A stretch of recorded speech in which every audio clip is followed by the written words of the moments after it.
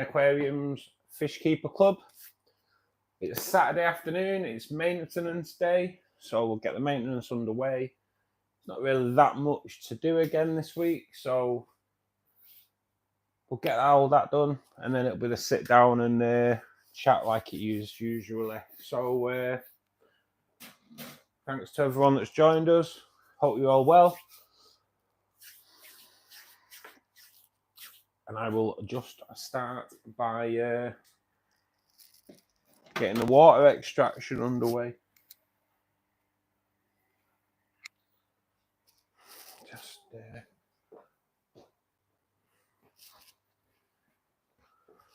we're all good. We're all good. Dane, how you doing, buddy? Thanks for joining us, mate. How's things? Oh, I'm a bit achy me today. Just I'll be back in a sec, mate. I was going to start the water running.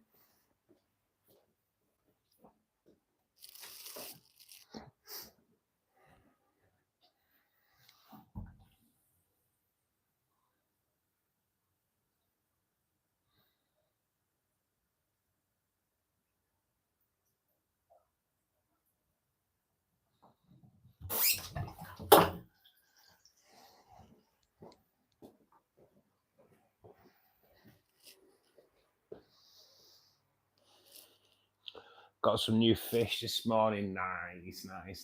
What did you get then, buddy? Oh my God, I wanted to go and get some fish today, but I never really get a chance on a Saturday. It's too busy. I don't know if I'll go tomorrow morning or whatever. At some point, I would like to go though, because the shop near me have got peppered cories apparently. So, and I kind of want some peppered cories, so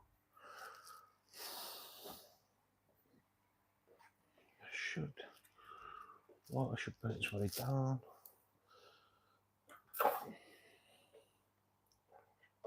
Kind of things are missing.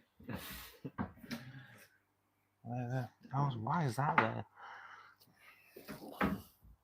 Yeah, keep everything together, and then when you pull everything out and there's something not there, makes you think, doesn't it? Got some dwarf rainbows, nice, mate. And another angel, nice. I do like the dwarfs, mate. They're lovely.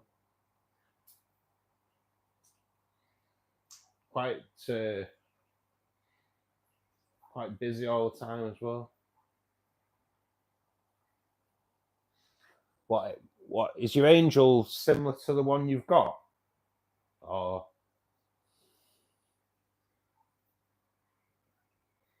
that one you got is amazing, isn't it?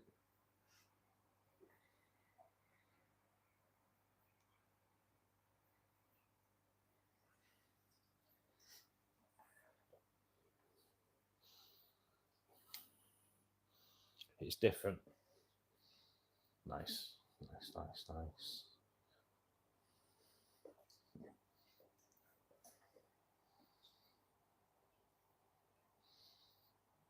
God, this Anubius has just got like massively overgrown. I don't know whether to cut it out or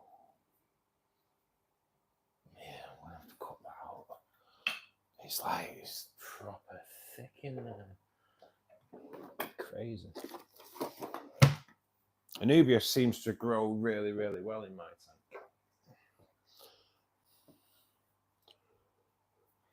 Good afternoon, Ian. How are you doing? Hope you've had a good morning.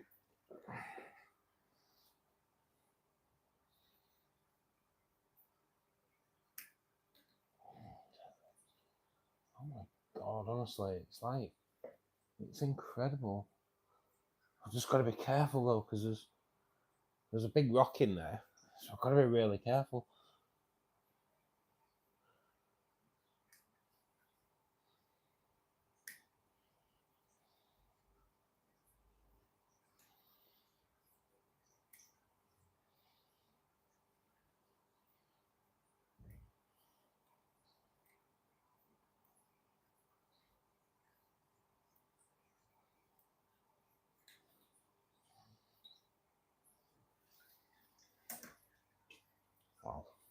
Sorry, I went a bit quiet there. I had to concentrate.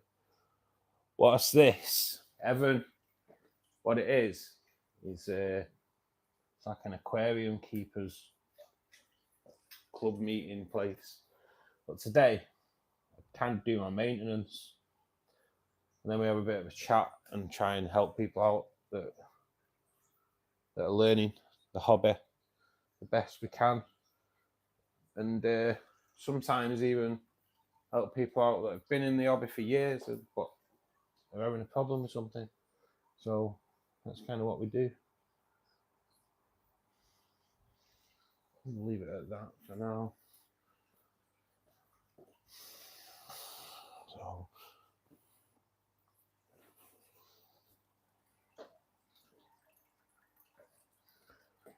loads of Anubius, absolute loads of Anubius.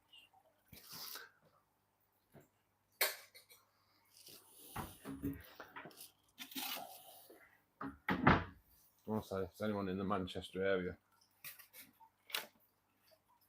you want Anubius.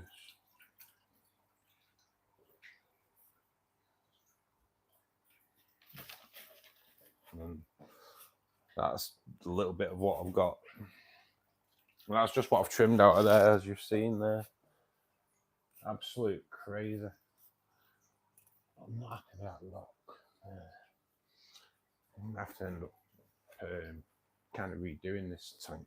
It's kind of getting way overgrown. So we'll see. We'll see.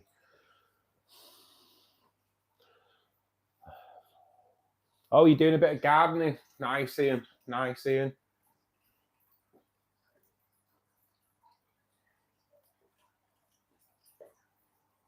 Bet you've got a dead nice lawn and that, haven't you?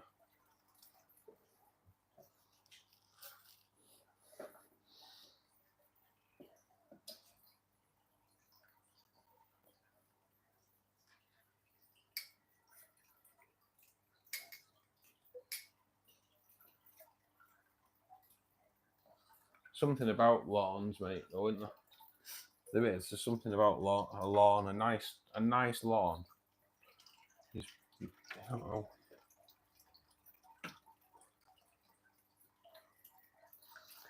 Probably easier for me to say because I've not got a lawn. So. Well, I kind of have got a lawn of dwarf hair grass and the CO2 tank. So technically, I've got a bit of a lawn.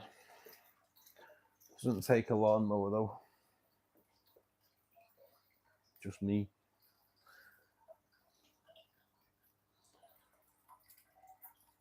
This tank doesn't really need much doing to it today. It's just that Anubius. If I'm going to break all that down, it's just going to be like, I might as well.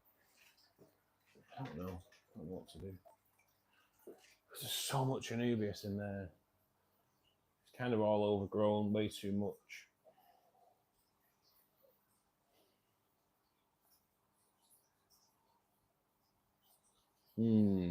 What do we do? What do we do?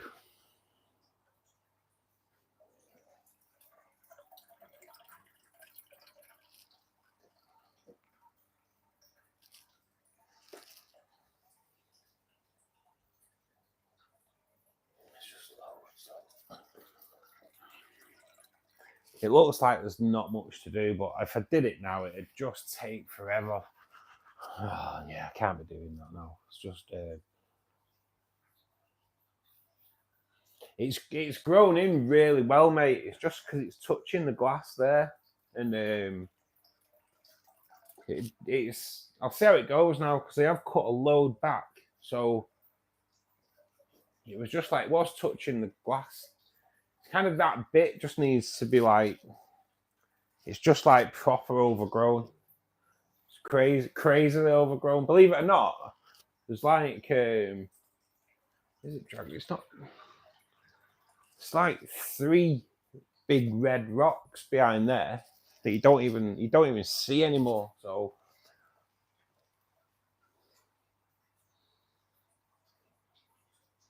That's where they all go, mate. That's where all the Conspiracies babies end up going.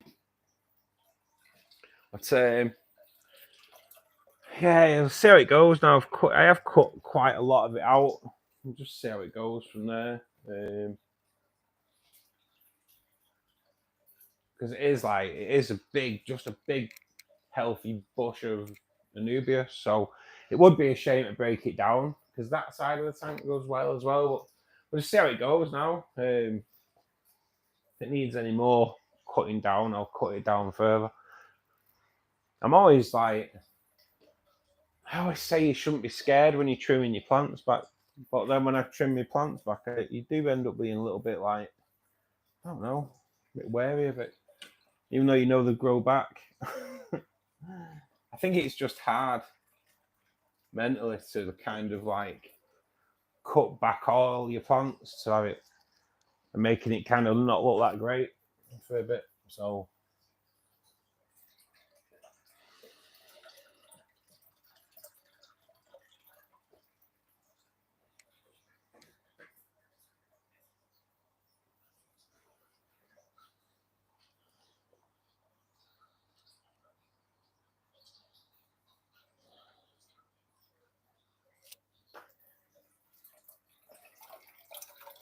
I was up early this morning. Up early to watch that. Well, that Mike Tyson pack of rubbish. Wow. What can I say? I shan't have got up. Oh man. That was shameful. To be perfectly honest, it was shameful. Does anyone watch it?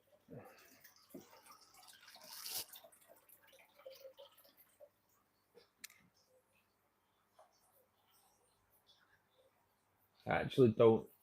Did Tyson actually hit Jake Paul at any point after round 2?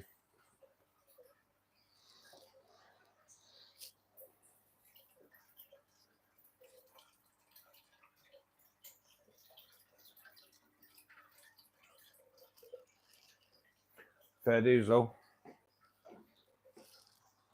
20 million, eh? 20 million. Doesn't that make you sick? Doesn't that make you sick? If you watched it and thought any of them earned 20 million last night, then I'm no, mate. It was so staged, wasn't it, Jay? Cheers for joining us, buddy. Oh man, it was. You know what? What hurt me? I think what hurt me more was that the person I grew up like watching and I'll admit adoring because he was the greatest heavyweight of all time, in my opinion, because I never really saw like Ali and all that and the hype that went around Ali at the time. It's not just his fighting, it's the hype as well in it that comes with. So he was always down as the greatest boxer ever, in my opinion. And I think he's kind of sold himself out and sold the sport out. It's just it's disgraceful. Did you see him come down to the ring, Jay? He didn't even look like he wanted to be there. You could tell he didn't. You could tell straight away when you're walking down. You're like, yeah, he's lost this already. Tyson used to win the fights before he even got in the ring when he was younger. The fear of fighting Tyson pretty much defeated you before you even got in the ring. Disgraceful. Shouldn't be allowed. Because all he's done really is just like tarnish the sport, in my opinion.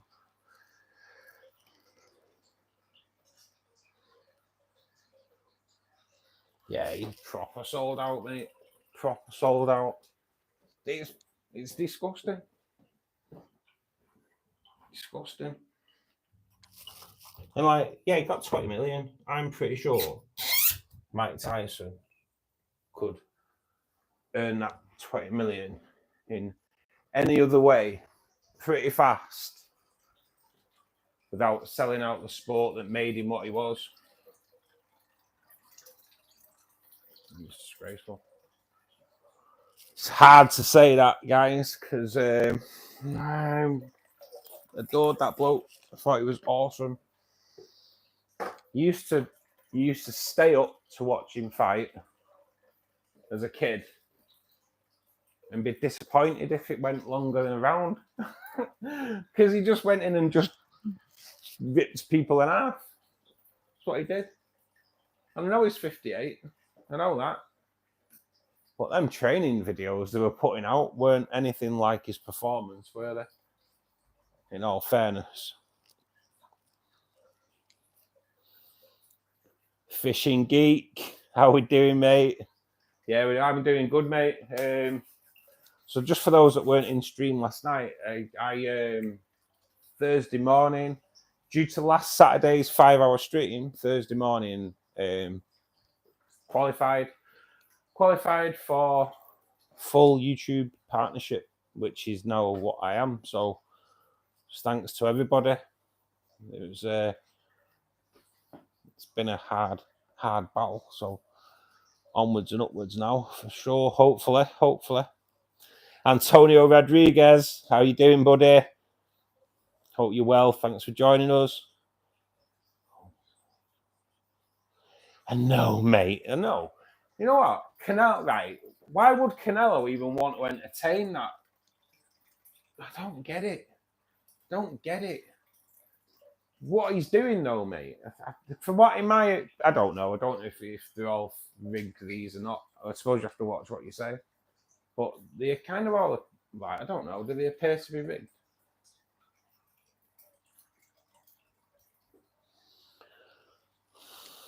There's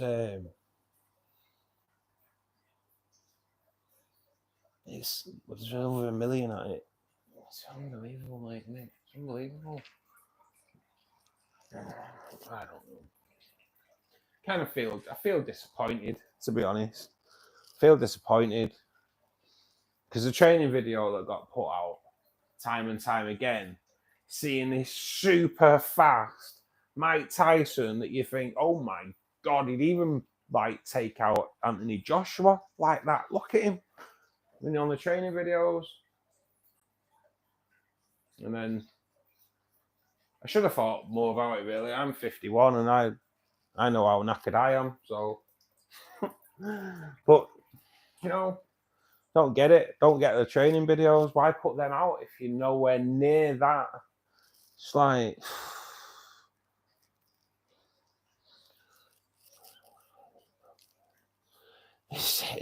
Imagine, to be honest, them training videos, if he'd have gone in and done the first round, just gone out in the first round and done what he did in the training videos, it would have been all over.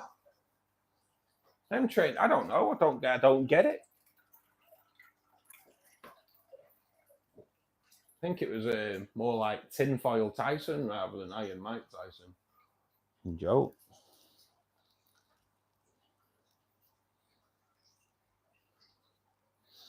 Trying to make a new champion boxer. Yeah. Oh, mate, you could be right.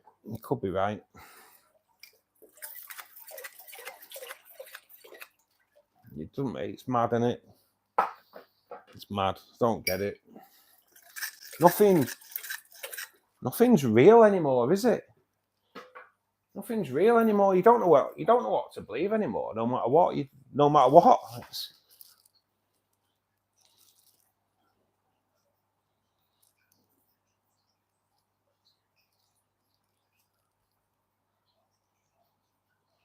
Yeah, Dane, you're right as well. This is it. You know what? It was just put out because none of them really fought, did they? They were getting booed at the end of the day. None of them really fought. It was just it was an exhibition match. That's all it was. In professional match clothing. Should have known better at 2-minute rounds.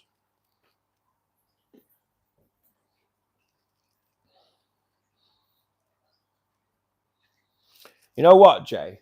18, nearly 2 years ago, Christmas Eve, 2022, my mum's next door neighbour got run over. She's 81 years old. She got run over on Christmas Eve.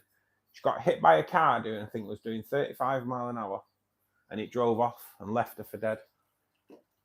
And 2 months later, she came out of hospital. She's still lives back at home, does her gardens, goes shopping every day. She'd have took Tyson out. I'm telling you. It was unbelievable.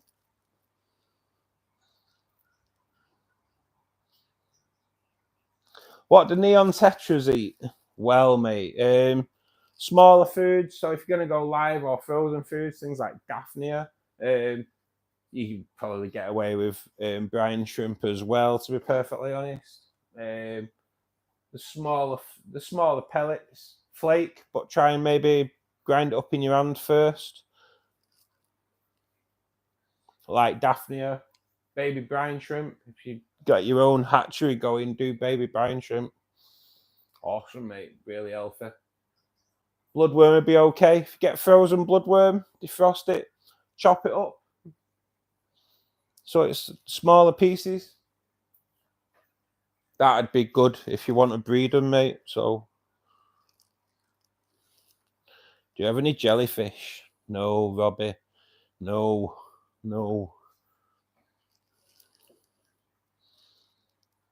It's a bit of that. Has anyone watched Investigation Alien on Netflix? That documentary. Has anyone seen it? Just going on jellyfish. It was like the footage of a jellyfish type flying thing going over an army base that only got picked up on heat. Well, crazy. I just wonder if anyone's seen it. Because it was a little bit mad.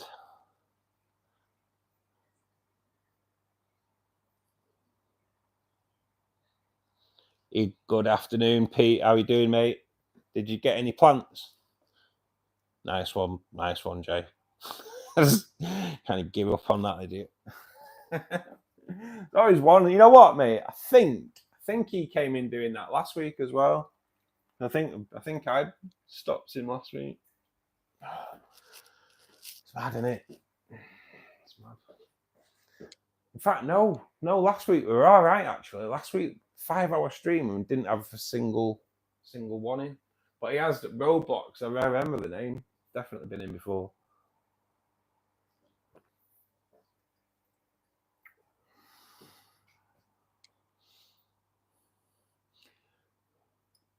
Did you come to this shop that I was saying, Pete?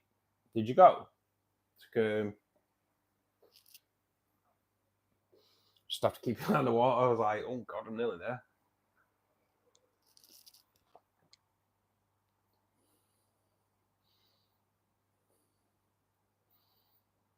Nice. What did you think? It's not a bad little shop, mate, to be honest. I don't think so. Anyway, it's all right. It's hopefully they still have plenty of plants for you to get as well.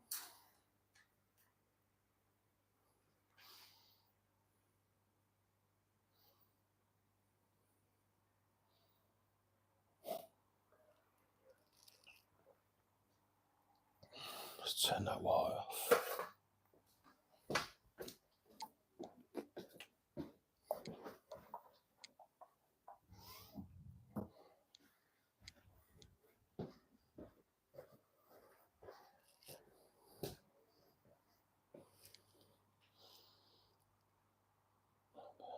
Good selection of plants. Yeah, mate, they had loads, yeah.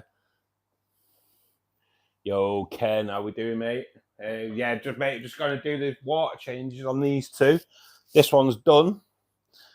And it's a bit of a chill and a chat, mate. I'll have a chat with you on Instagram, mate, about if you want to do a joint one next Saturday, mate. I don't know how to go about it. I've tried when you're setting up a live, you can go to collaborate, but it won't let me collaborate with anyone. I don't really get it, but if you fancy it, we'll try it. I've seen broken arms, dislocated shoulders, popped noses.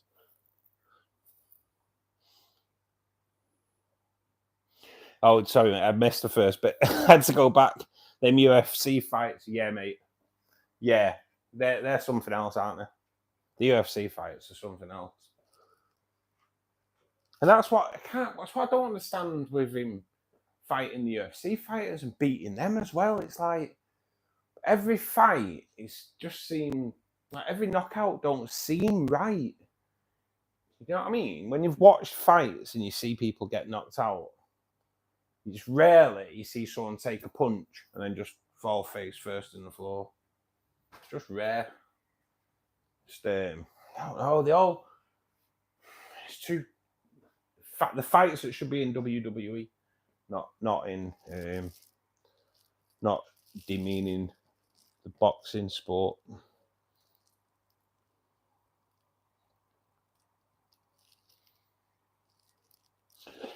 That's it, Pete. Yeah, it's very much similar to like the other one up here regarding stock wise. It's rare you get anything there that's like a little bit harder to get hold of. They're all more like I think they're just more quick turnover fish. There's nothing in there, is there, that's like 70, 80 quid that you might think, oh, you know what, I'll have a bit of that. I can understand it in a small shop, but it would be nice to see. Zinga, thanks for joining us, mate. How are you doing? Yeah, right then, Ken. We'll have a chat about it on Insta, mate. We'll sort something out. So see how it goes.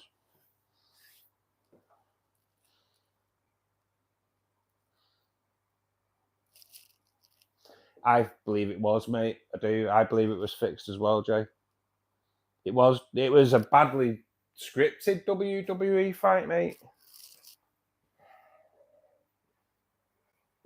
At least you kind of watch WWE thinking, well, that must have bleeding hurt. You know, and they're like, they must do certain things when they're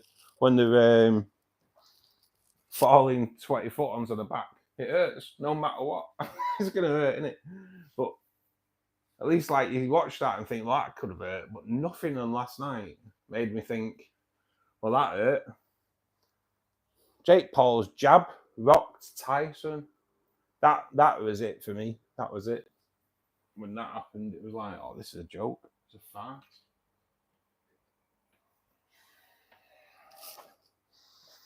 I reckon I could take Tyson now, untrained, if that was the Tyson that you're fighting. Like fighting my bleeding granddad.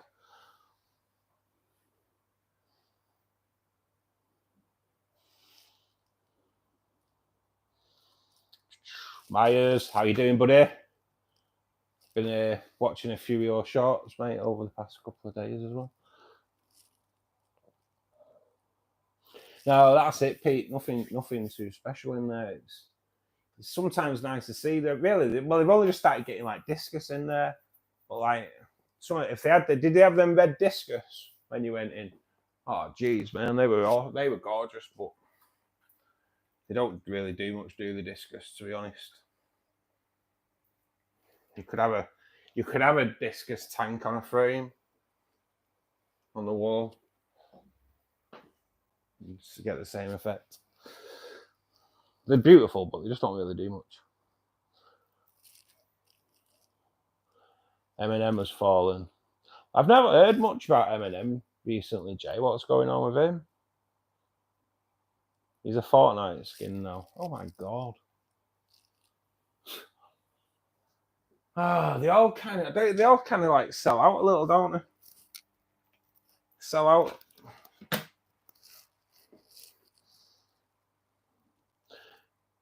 Doing fine. Weather here is just right in Pakistan. Kind of chilly from yesterday. You want to You want to feel how warm it is in England, Zinger. We're forecast -3 next week. So, yeah. Have a bit of that. Have a bit of that. -3. Not good. Not good, that -3, like. Will, how you doing, bud? How you doing? You know what, mate? I was watching, I'm looking at that picture and I'm thinking, so just to fill everyone in, so Will and me speak on Insta a lot, and he sent me a picture of his tank, and it's a shallow tank.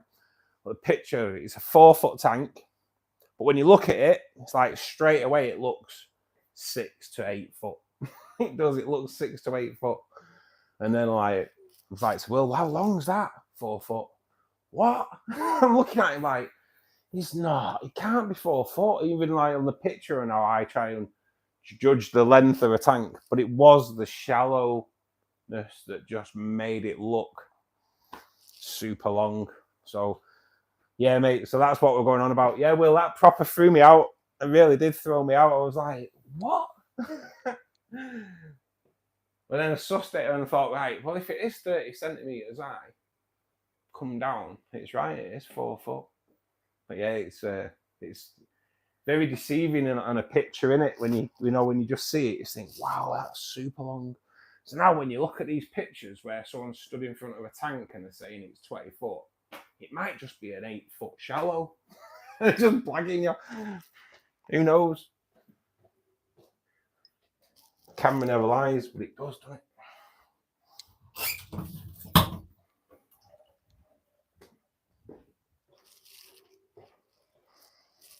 Let's start the water extraction on there. Shouldn't have to do anything on any of these tanks this week.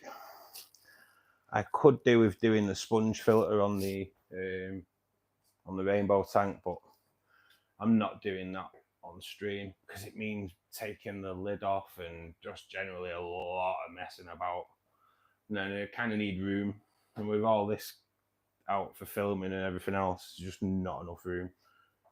Can't afford to go a glass on glass crack because one of them's going to go in it.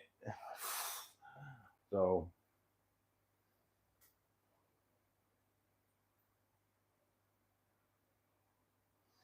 oh, did he go against Trump? And oh, mate, it did make me laugh how many stars were saying that they're going to leave America if Trump gets in. I just want to know how many are leaving now. Then, how many are going to leave?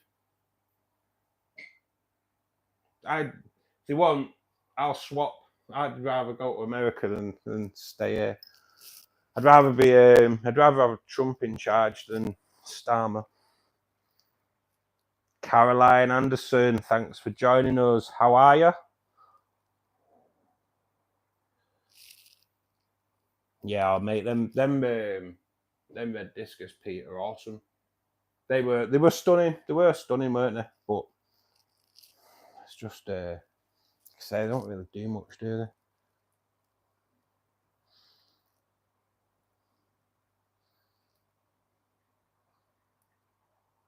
Your pond fish will love that. Yeah, mate, it's a great little tank. You've got a 30-gallon. What can you put in there? 30-gallon. Let me just think.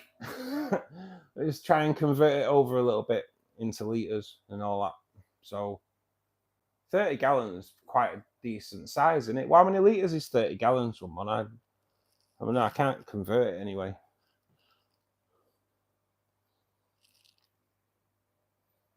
The community is growing, Jay. Definitely. Yeah, it's doing good, mate. It's doing good. Say, you've got monetized now, so that's just nice to know that I've done this for 2.5 years. So finally, like 2.5 years to get fully monetized. I'm doing a lot of work. It's 2 full-time jobs.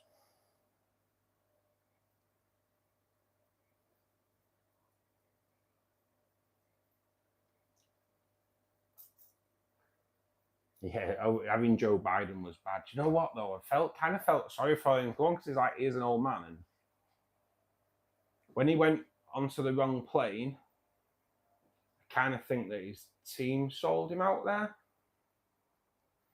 How can his protective people let him get on the wrong plane?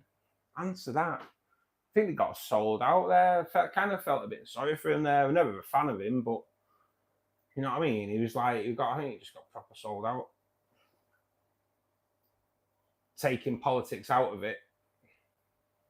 If it was your granddad, or your, you know, if it was your dad, your old dad, and that, would you be happy if someone had kind of sold him out like that and made him look bad? 120 litres. So yeah. So I wouldn't really go anywhere near things like rainbow fish, even a dwarf rainbow fish. But you could go for like cardinals, tetras, guppies, different types of life bearers, mate. Platties, mollies. Anything on a smaller size, really. If it's your first tank, I'd probably go for live bearers, maybe guppies, mollies, platties, swordtails. Maybe not swordtails, actually. They can be a little bit aggressive. And throw in a mix of different tetras in there as well. If it is your first tank, the reason I'm saying go live bearers is because it'll just give that addiction a little nudge. It's just nice when you come in from work or come home from school or get up in the morning and whatever, and you're looking in your tank and you see some little movement of something really tiny in its babies. It's just a great feeling. Your 4 foot 30 gallon. Oh my God. Right, so yeah, 120. Depends how long it is then, whoever's been I do forget about shallow tanks. But yeah, it depends how long it is as well.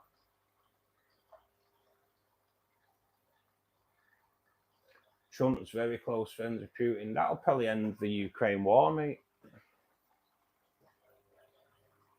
And that's looking dodgy at the moment because they've just brought North Korea in, haven't they?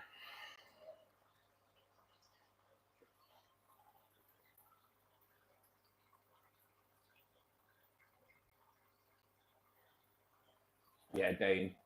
Immigration. He had that well sorted out, didn't he? Which I'm sorry to say that our lot haven't at all. But it's not just like letting people in, though, is it? It's the amount of trouble that's coming in with it. It's a lot of when you've got people stabbing kids, and certain training manuals found in the bedrooms. The country needs to get a grip, I'm afraid. Sorry guys, I will turn you around. I've just moved on to the angel tank, doing the glass. Just have to bear with me a minute. I forgot to turn you around. Just bear with. Too busy trying to get everything done, so I can have a sit down. Yeah. Sit down. Sit there for a bit. Come on.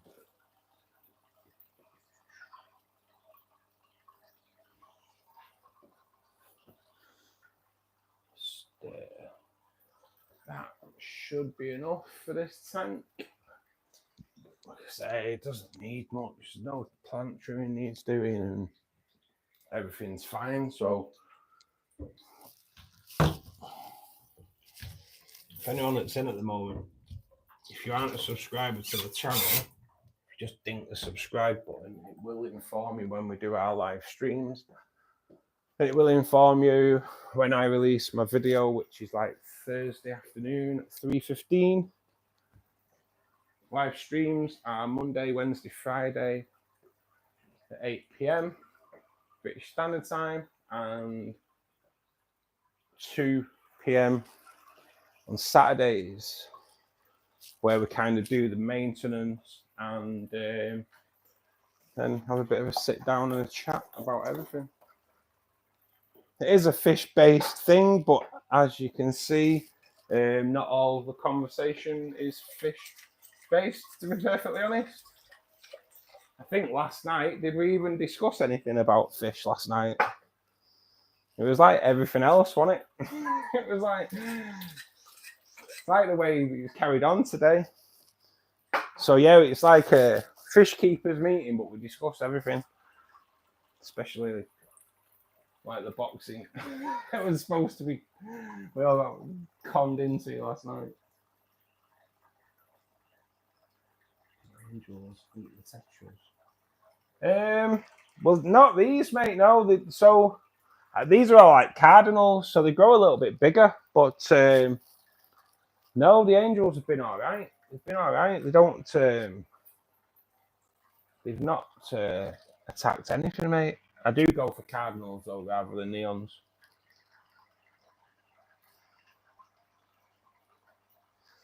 Just, I do prefer them, to be honest. Just like a little bit more colour.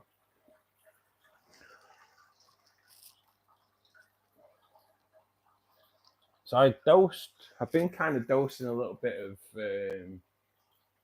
iron in it on these as well, just around the bulb of the lotus.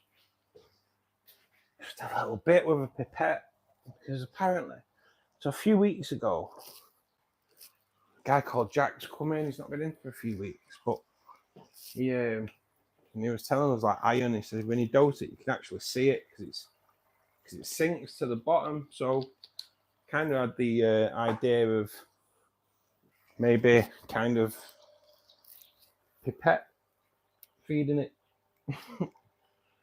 around the lotus. So I've kind of been doing this, and hopefully it kind of targets the lotus bulb a little bit. So last week when we saw the lotus floating around at the top, the bulb had detached from it, and the bulb had gone all soft and squishy inside. It was weird. So we planted the bit that's detached. Now that's been planted a week now, and it's not wilting.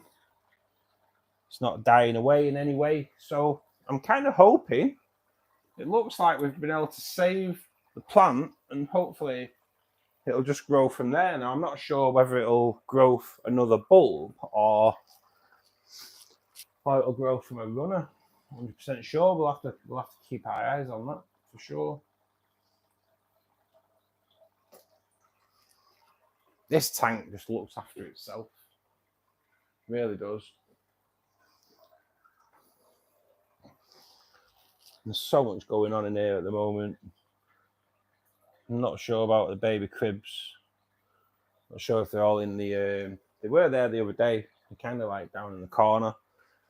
Not seen them today though, but the parents are still shooing everything else away, so I'll take it they are still down there.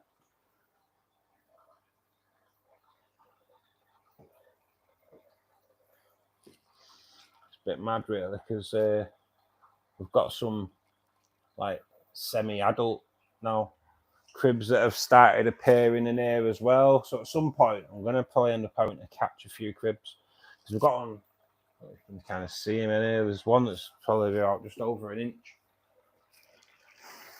So there's too many cribs in there. Too many cribs.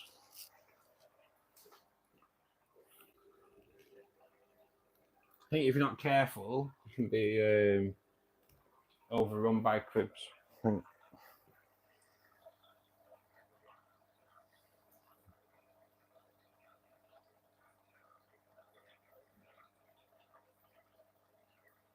Yeah, this is right. So this is it, Jay. So I know from like the one I've already got, it's produced runners and it's produced a sister bulb. So I know there's definitely like something that they can do. So yeah, it's quite a resilient plant, to be perfectly honest, the lotus. So I've got to admit, mate, it is one of my favourites, to be honest. I love it. I love a lotus. I can't see me setting up a big tank without having a lotus in there, because just something else. Just something else completely awesome.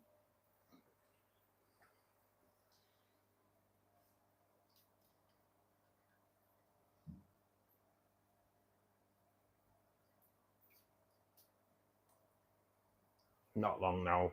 I can have a sit down. I need to sit down and a drink. Shopping this morning. I want to go out tomorrow morning. I want to go. Oh, Pete, are you still in, mate? By any chance? I might. If you are there, how much did they still have peppered cories? And if so, how much were they? I mentioned peppered cories to them the other week, and all of a sudden they've got them in, but I have a feeling they might put them up. Still there. Yeah, nice, mate. Peppered cories, mate. Did they have any? And if so, can you remember how much they were? They used to be like 3 for a tenner, didn't they? But I think they've kind of like bronze cories have gone to 3 for 12.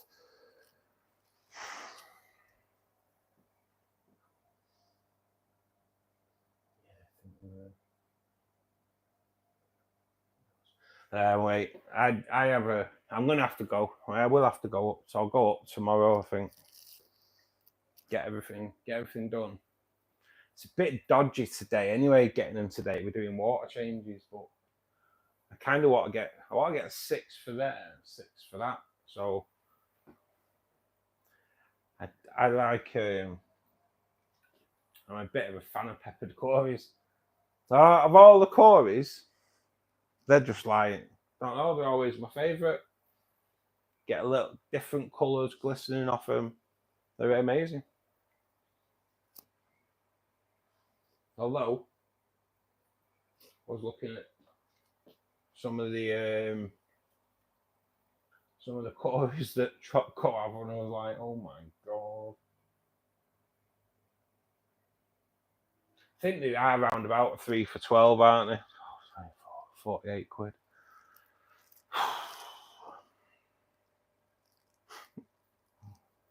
Man.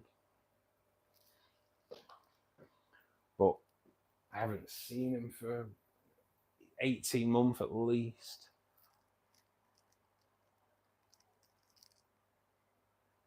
It's mad how things kind of go missing in it for a while and then come back.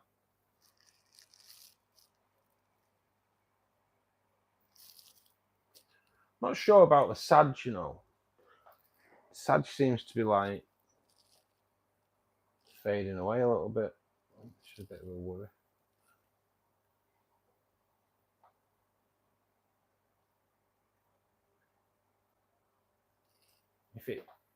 If it does fade away,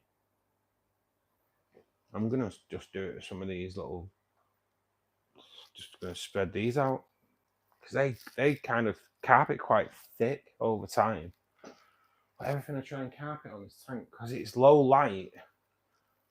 See, the thing is, with the glass lid, the light's kind of fixed to where it is. Can't move it. So I can't turn it up because I've turned it up and give myself an algae problem on the slow growing anubias at the back. But I also want to try and grow a carpet at the front. So dilemmas.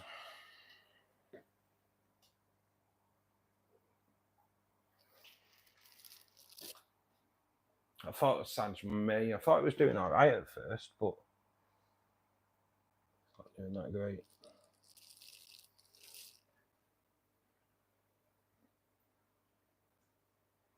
As you can see, the tanks are getting over. All my tanks get overrun with anubias. And to think 3 years ago, I couldn't bleeding get it. Couldn't get a Nubius around here. I had to like buy it mail order, which, as you know, I'm not a big fan of buying mail order because of my delivery system. But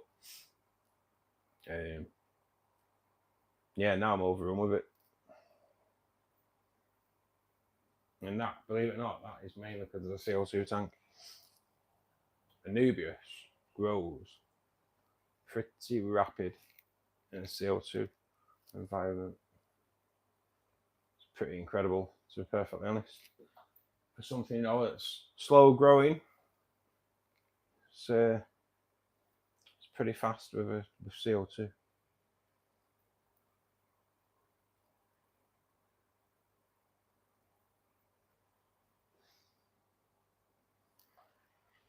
Not long, not long.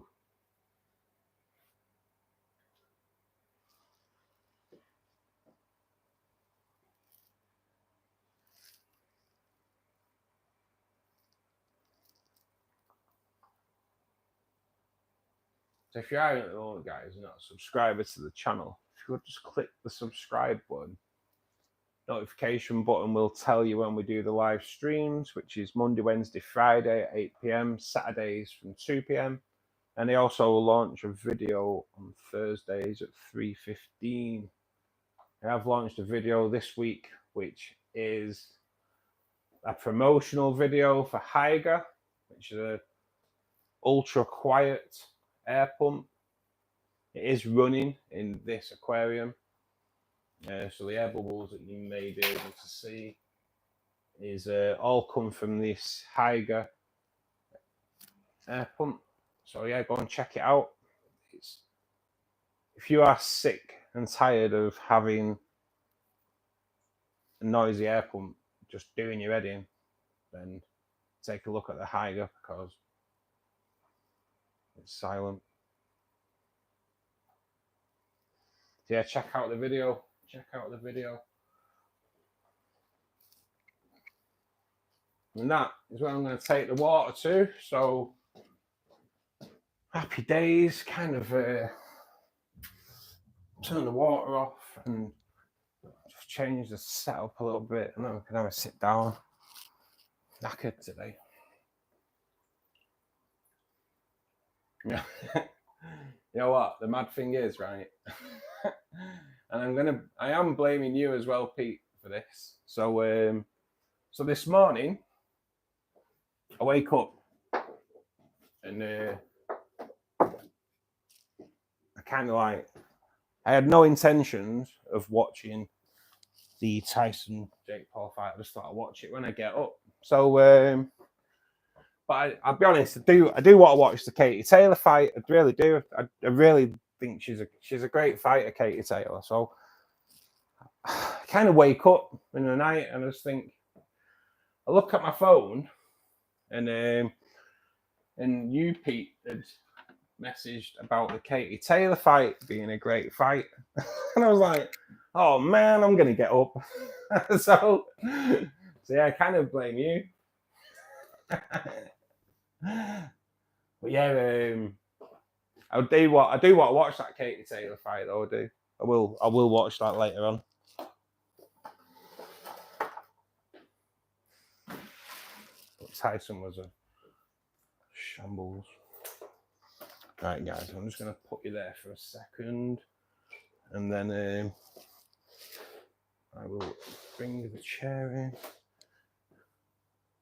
in. Ian, thanks for coming back, mate. How are you doing? Have you got your gardening done now? It's funny that, because I've got my gardening done as well. Now I can have a sit down.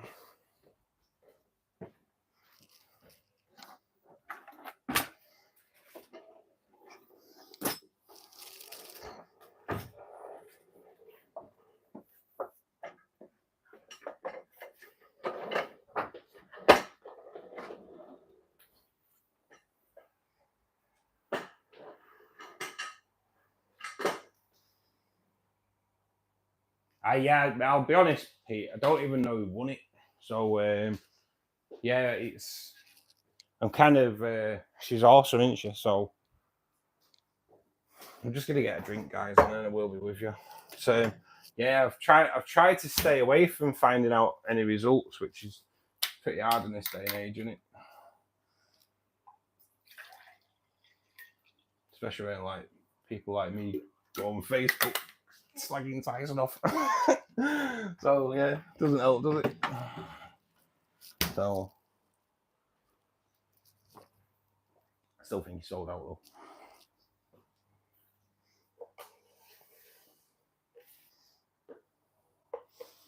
Right, I'm just gonna throw this Anubius that I've trimmed out of there into one of my buckets, and then I'm definitely with you.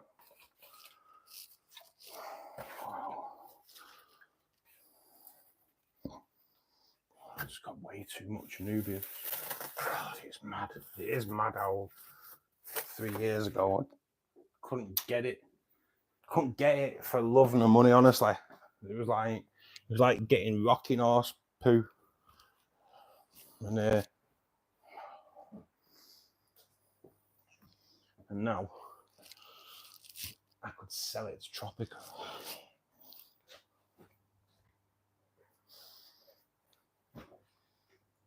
Oh, I've got a sore coccyx bone, so I have to kind of sit on a bit of a cushion. Yes, we're good. We're good. We're here. Yeah, all nice and tidy. Good, good. Well, you sit down now and put your feet up.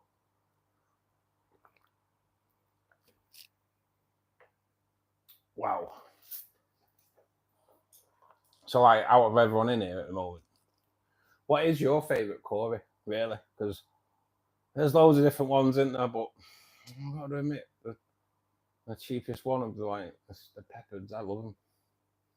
It's like that green glimmer that you get off them in the right light. Amazing. And pygmies, mate. Yeah, mate. I've got some pygmies in the CO2 tank. I've got albinos in the CO2 tank as well. It's just albinos are a really good dither fish, you know. They do help bring out other fish because albinos are quite poorly sighted. That's why they're never startled when you go to a tank. That's why albinos never dart off.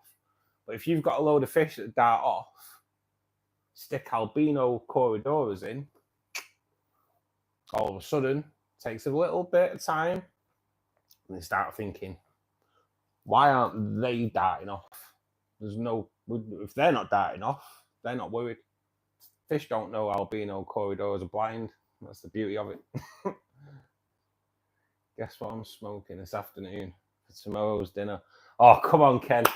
Oh, mate, right, I'm going to guess, and I reckon through your the tone of your text, I reckon you're doing a brisket, aren't you?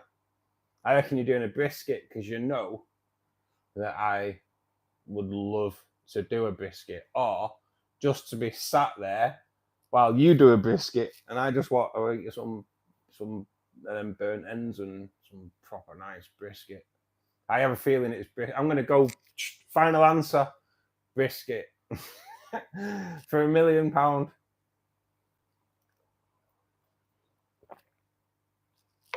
Well, yeah, albino corridors, great dither fish. Just they don't dart off. They're not startled by you, unless you come in and bang it, bang the tank. Then everything is. But yeah, it's a great one. A great one. Need to get rid of these apple snails. Were they laying eggs then, Pete, all over the place? Are they doing your nutting? I wish. Oh, pork shoulder. Oh, nah. Oh, mate. Yeah, that'll be good. That'll be good. I thought you had a brisket going on then, buddy. Yeah, pork shoulder though. How long will you do that for, Ken? I take it you're starting it. Well, yeah, I take it you start. Is it a 24-hour thing that then? Oh, can you imagine that? 24. Is it 24 hours? I take it it'll be a 24-hour. But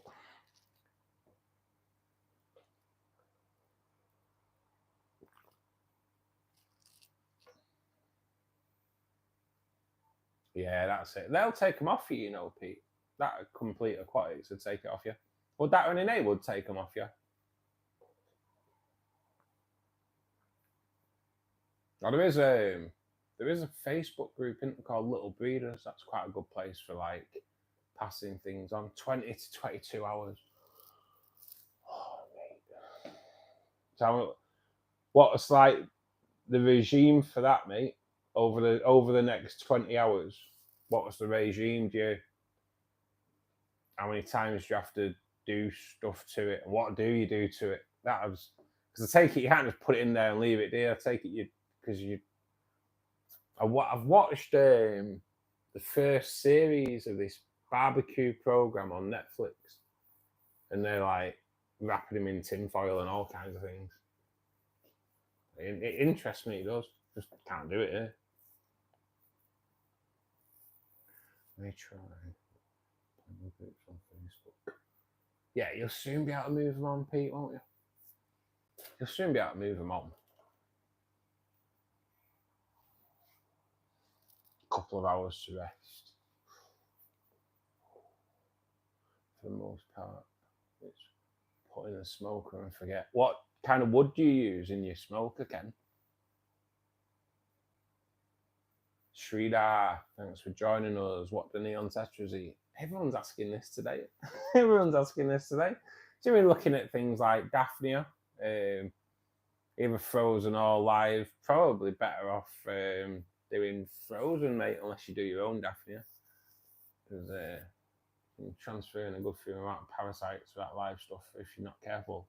But anything like chopped up bloodworms, small pellets if you're going to go dried foods, baby brine shrimp. You probably even get away with brine shrimp. Maybe take a little pair of scissors to them if you go the frozen route. It should be good. Should be good.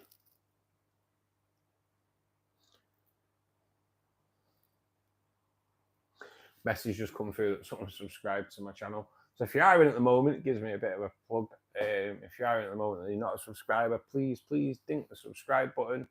This channel is growing now. It's finally got a bit of a takeoff. We became a full YouTube partner on Thursday, so it's been a bit of a mad, crazy few days, really. So yeah, be a part of this growing community that we've got coming on here now. We get the same people coming in all the time now, and it's growing, and we all have a good chat. It's not just fish based anymore, it's about everything. So join the party. It's good. It's good fun. We do the live streams like Monday, Wednesday, Friday at 8 p.m. GMT, and 2 p.m. Saturday afternoons, and I launch video at 3:15 on Thursdays. So I have a video out at the moment, guys, which is about the Hyger air pump. So go and check that out at some point. It's good if you're looking for an ultra silent air pump. Go and check that review out there. It's a truthful review. I won't put up with any. I won't lie to my community at the end of the day. But no, credit where it's due. Once it gets to 165, you wrap it so it pushes past the stop. Here's applewood. Oh, mate, that just sounds so good. Sounds so good. Oh, I want to come and live near you, Ken. I'll be your next door neighbour. I bet it smells amazing though, doesn't it? You know when you unwrap it. So I am a butcher. When I went into butchery when I was at school, and we used to do like hams, and we used to do our own cooked hams. But it was a bit of a cheats way. So it'd be a roast ham, roast ham, and you'd put this breadcrumb around it, and you'd stick it in a bag, and then you'd boil it. It was nothing like it. Never got roasted ever. But when you took it out, after that, they'd be in there like in a water bath for like 6 hours. When you took them out and you open that bag, when that meat just like if you could, it would fall apart. Obviously, when you're selling it as a sliced meat, you don't want it to fall apart, but you could just take slithers of ham off. Oh, God, it were amazing, and I can only imagine like your smoked shoulder of pork there. I can imagine that being amazing. Oh, God damn.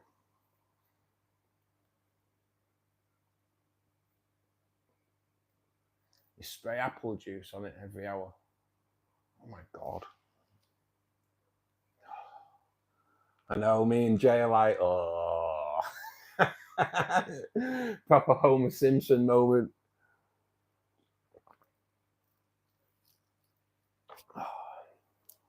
I know this, you know what? This is like the first Saturday stream that we did. Ken came in and he was doing ribs. And by like time 5 o'clock came, it was like, gotta go. Gotta go. My blood sugar levels through the roof. Like he's plummeted so much. I was starving. He just made us all hungry. And then I woke up the next morning to a photograph of these ribs. I was like, oh, is that it again? Oh, it's late as ice. It just does make you feel so hungry.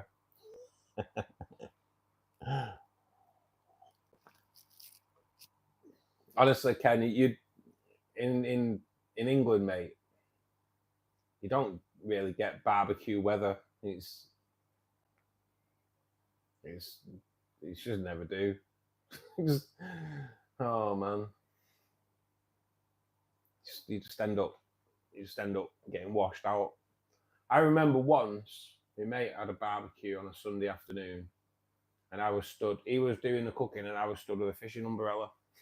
So, because it was raining that hard. Oh man, I had to keep tilting the umbrella so the smoke out.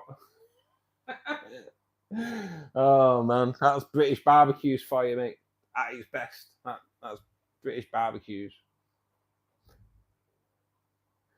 Bill XL. Oh, thanks, buddy. Yeah, I did make a comment on vidIQ because, in all fairness, Bill, I hold vidIQ in high regard.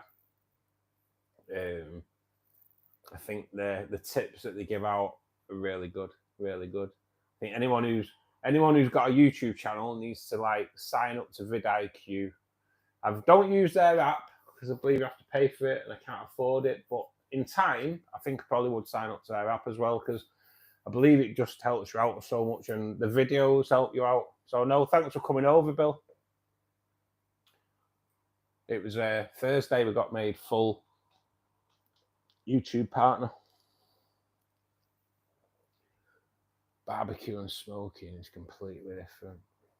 You can smoke anytime. Right, yeah, it's just I don't know in the UK. But yeah, I'd like so it's just is it just locked into like a steel box basically, Ken, is it? And it just smokes away. Or do you have to have like air rolls and everything? I don't know. Cheers, Bill, you're a star. It's nice. Like I say, I do hold vidIQ in high regard. They are top notch. So next week, guys, next Saturday, me and Ken are going to do a joint stream. Hopefully we can kind of sort something out this weekend and take it from there. But yeah, we should have a bit of a see how that goes. Bit of a good crack. Barbecue would lose to a smoker. Yeah. Barbecue's a bit dodgy, aren't they? They are the way the English do them anyway. Nothing like a burnt sausage raw on the inside. That's typical typical English barbecue. That burnt chicken leg on the outside, black as hell, raw as can be in the middle.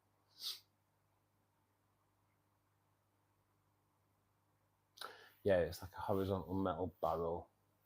Has a smoking machine that feeds wood pellets in. Oh yeah, that's awesome, isn't it? And so after that, Ken, you don't have to like cook it or anything. It's all.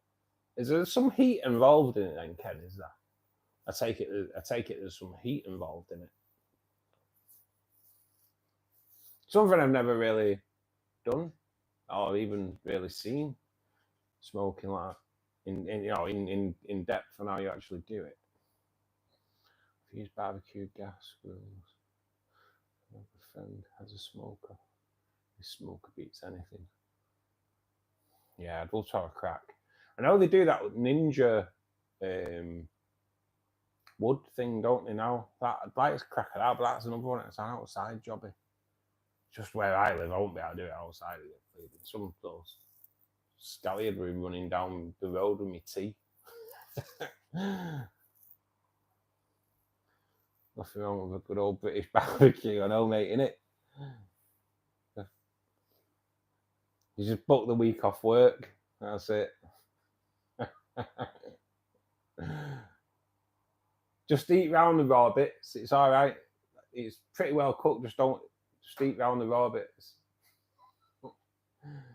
Awesome.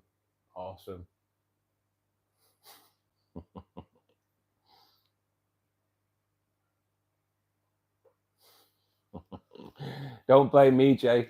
It's Ken's fault. He's the one making us hungry.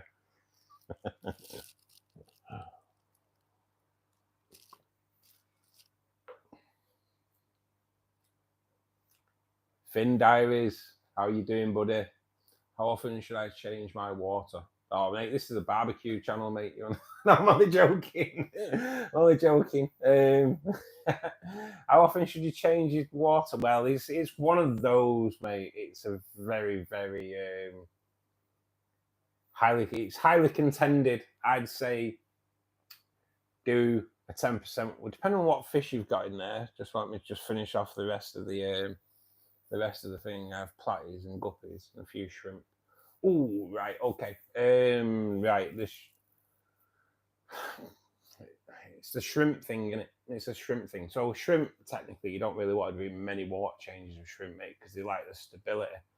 But if you've got a good colony that are quite healthy, then I'd look at doing like a 10% water change. So this is what I do on my CO2 tank that's got CPDs and some cories in there.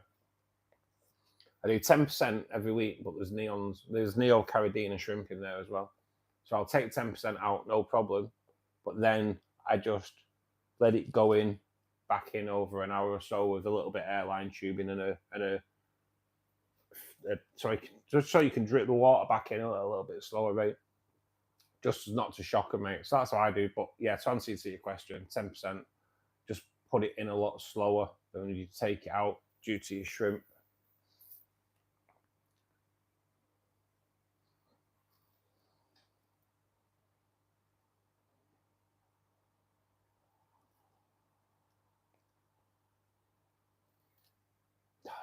Right, so you can set all yours up. I'd love to have it. If I had a garden, I'd be quite intrigued on getting a smoker for sure. I think it'd be quite good because I like cooking. So anything like that, it'd really intrigue me. I live on my own. I'd be eating pulled pork and brisket all week, but it's the brisket thing, man. I've always been a bit of a fan of brisket, to be honest. I love it.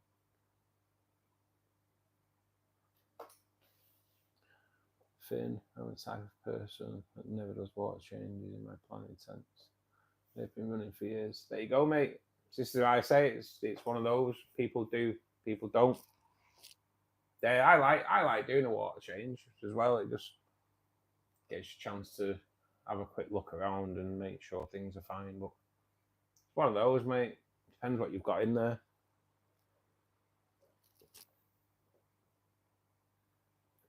I do like it. I do like doing a water change. Just don't do one. Don't do one on the shrimp tank. That's it. Just top ups.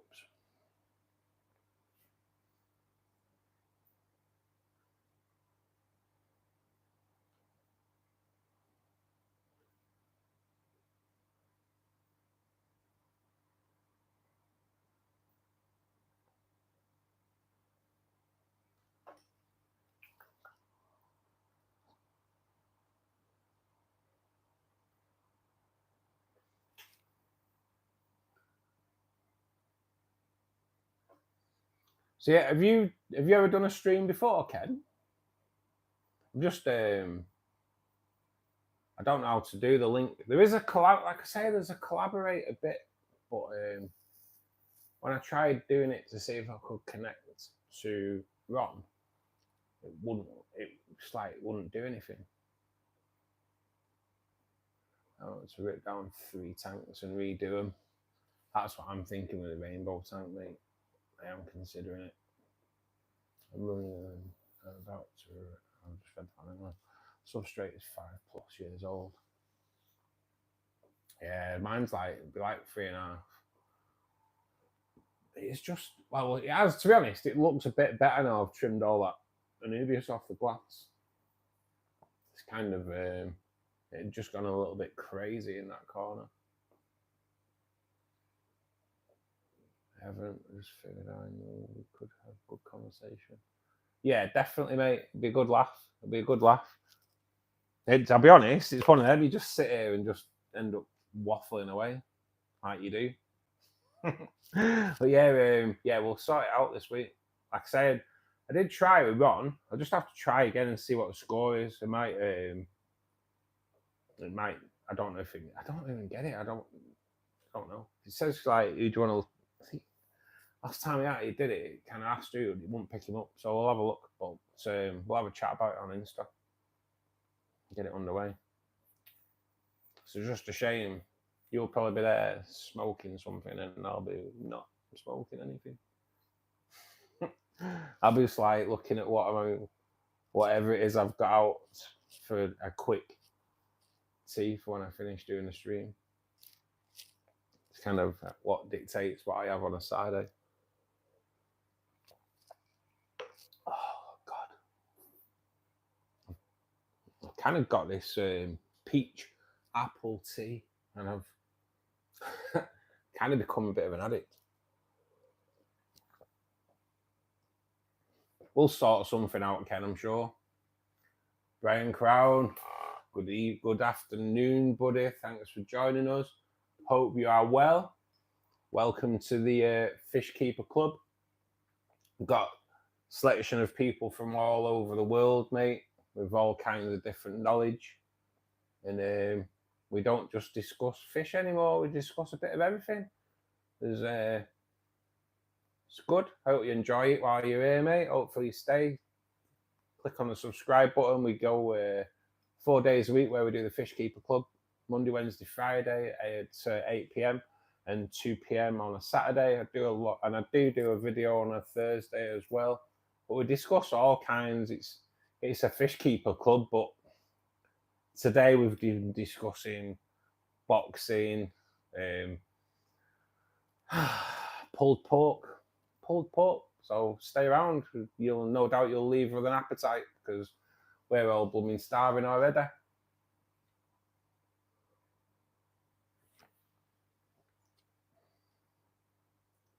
Yeah, I hope you enjoy your stay here, mate. I do. Be right back. Got to change the baby's diaper. Oh, see, we take the rough for the smooth, don't we? So you know.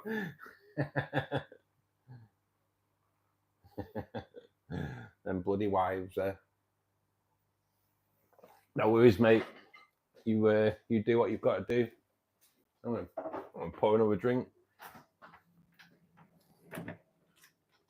It's one thing I can safely say I've never changed in that.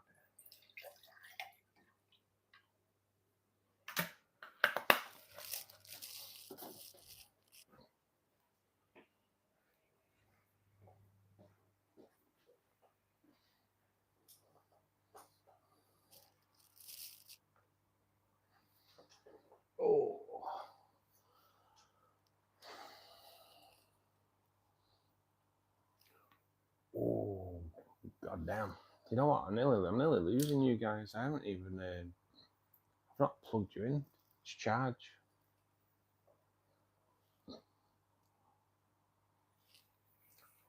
Yeah, I got lucky there. Only 8% left. Nearly lost you.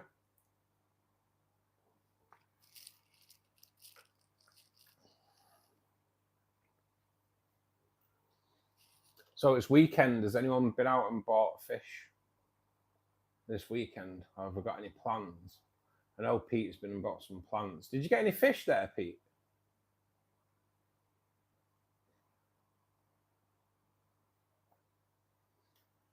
I'm going to try and get up there tomorrow. I want peppards. I want them while they're available.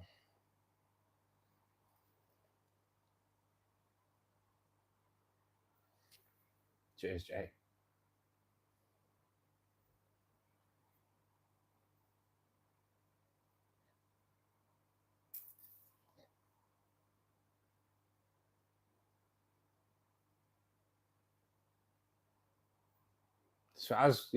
So it has been a little bit surreal, guys, for the past few days.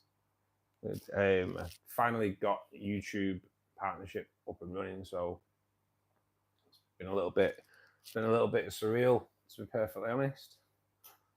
A couple of silvertail sharks, nice. Stuck with stinkers for a long time. You stick with it, Jay. I'm lucky.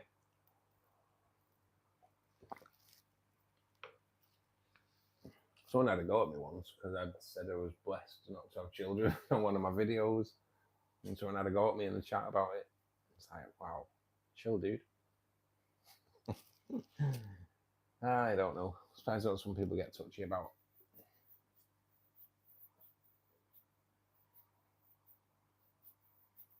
It's mad, isn't it?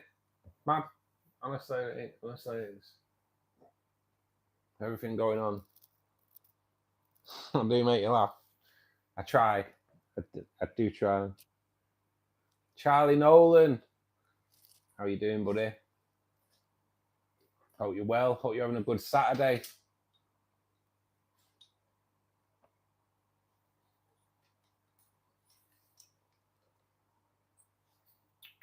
Just trying to move a wire that I'm getting tied up into.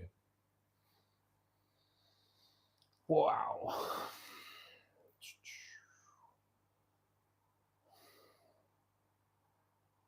So I've got to do a video tomorrow, and I don't know what to do it on.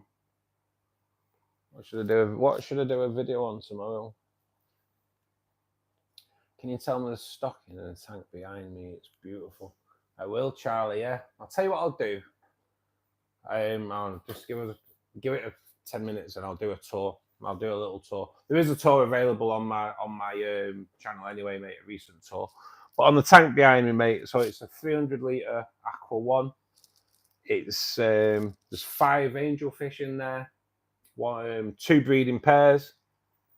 That angelfish. There's an angelfish that's kind of struggling a little bit at the moment. I'll have to keep an eye on him. There's also 20 cardinal tetras in there, roundabout. A dozen red phantom tetras in there. A mixture of all kinds of different Corydoras. The usual Otto Cinclus, which I do have in every tank. And then there's quite a group of Cribensis that are forming in there as well, mate. It's becoming a bit of a crash for Cribensis at the moment. But thank you, buddy. I do say we'll have a walk around the tanks. It's just my battery's just nearly died on the phone, so I just need to let it charge for a few minutes. Cheers, Jay. And to be honest, have you seen the picture of it on my community page without water and plants? It was just like totally different. With this global warming, will we ever get thick snow again? I know, mate. Remember that? I used to love it. You were almost guaranteed a bit of snow, weren't you, in the winter? I don't know how old you are, Jay, but I'm like 51, and in the like late 70s and the 80s, it was weird if you didn't really get a bit of snow. Those cribs breed like crazy. Oh, mate, Charlie, honestly, I bought a pair of albino cribs, bought a pair of Nigerian reds, and thinking that they would pair off together, and away they went. Anyway, it turns out that the male Nigerian paired up with the female albino, and the other two didn't pair up at all, weren't interested. So a bit mad. But now, god damn, I've the last lot of dried food was paid for by cribs. Just taking them to a shop and swapping them out. I've got cribs in the rainbow fish tank, which shouldn't really be in there. They were put in there to grow out, and then I could take them to the shop. Oh, yeah, they are crazy. It looks totally different, doesn't it, Jay? It looks totally different. In a way, really, I've let the Anubias take over, and I shouldn't have done. I should have left it a little bit early, but it's don't like throwing plants in that away, and there's shops don't really want to take plants like Anubias off you for silly reason. Without water, it is just, to be honest, without water, it'd make a great little like small lizard tank as well. It's cool. It took me ages. Bought like 3 bags of spiderwood root, tipped them all out, and every piece got tried in different positions around the rocks to find the ones that curl around the rock as close as possible, so it looked like the roots had gone around the rocks. Kind of, yeah, that's what I did. Painstaking, but it does look like a terrarium when it's empty. It looks amazing. If you haven't seen it, guys, check out my community page on my channel, and it's madness. It does look so different. It does look so different now. There's plants in it.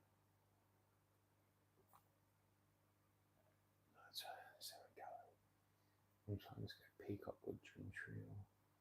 There's some blue eyes or spores. It's just stuff figuring out the tank mates for him. I'd definitely look at trying to get a few Otto Cinclus in there, Charlie, maybe 4, because they like to be a bit of a group fish, Ottos.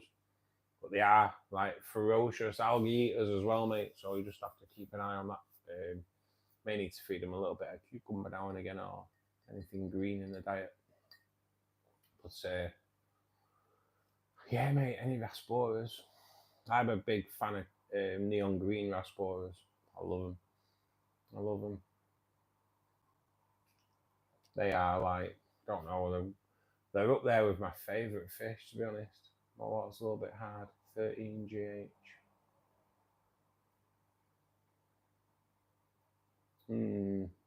Where do you live, Charlie?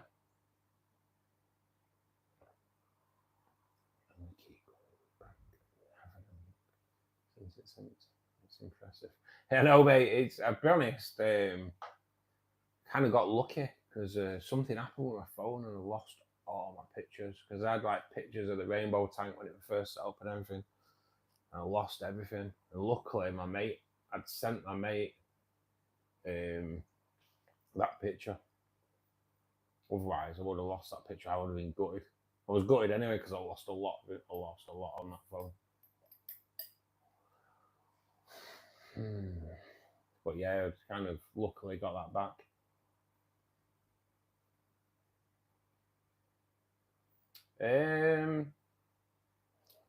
I've never had a problem with Ottos, Charlie. They seem to be quite hardy, and they go through quite a rigorous journey to get here. But yeah, it's probably, I'm not quite sure what they'll take. Might be worth just a quick Google just to see, but I think they're quite hardy anyway.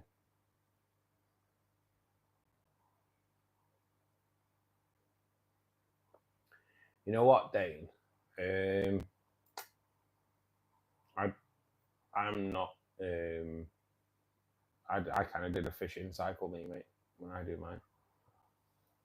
That's how I've always done it. So I just water change when I need to water change, and what I do a test daily. But I know it can be frowned upon. But nowadays you've got is it Seachem Prime, nutrifiers, everything. Goop, I believe it is bloody amazing. So, but yeah, normally it's like his cycling process can take like 6 to 8 weeks, can't it? But I think if you test daily and do water changes when needed, I think I don't really see a problem with the fishing cycle. You just got to make sure you have the time to do it every single day. And it's probably a little bit expensive if you're using like the API master test kit to test every day. But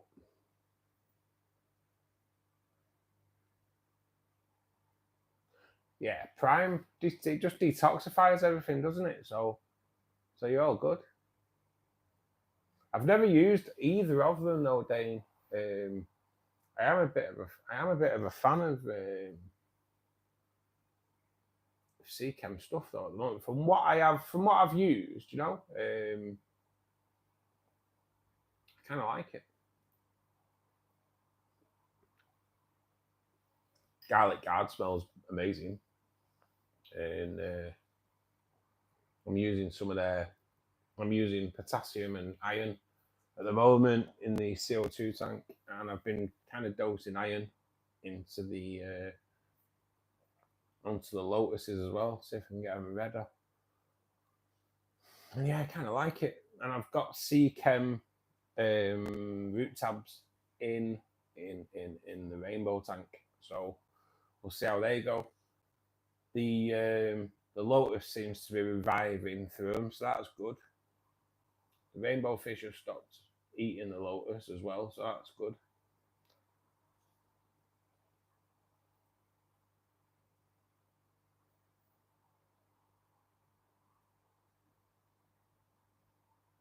$5 ml per 200 litre.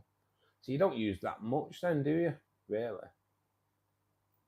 Is stability the one? Is that the like tap safe stability? I'm not quite sure.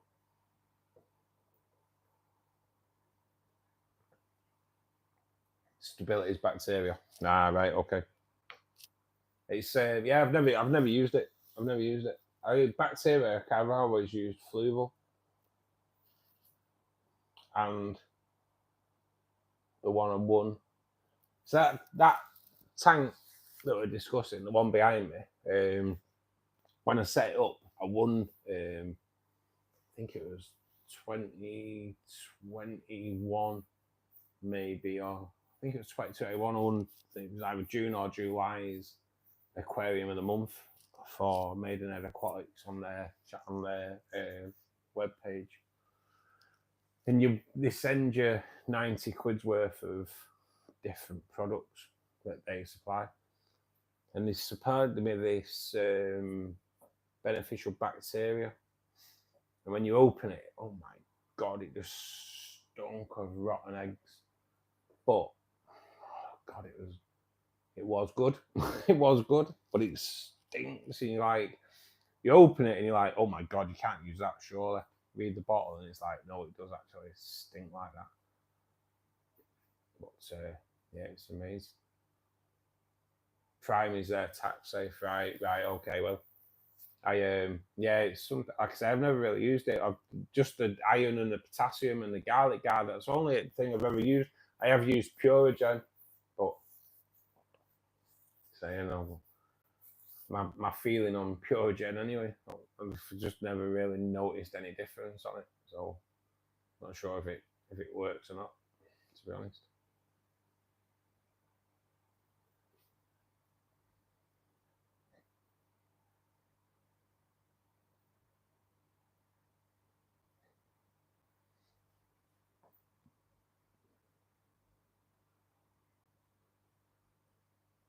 I think if you're careful when you're doing fishing cycle, I think you're all right. You just got to obviously get hardy fish. It's one of them, innit? Just got to be careful. What is my accent? Manchester, UK. Yes, that's where I'm from.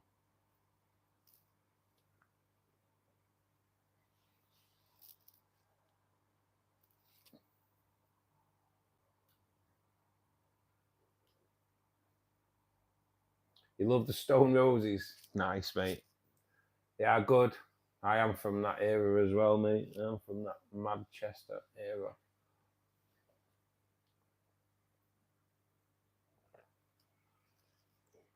But Manchester was just, music-wise, nightclubs was just capital. Well, it was the dance capital of Europe back in the 90s. So there we go.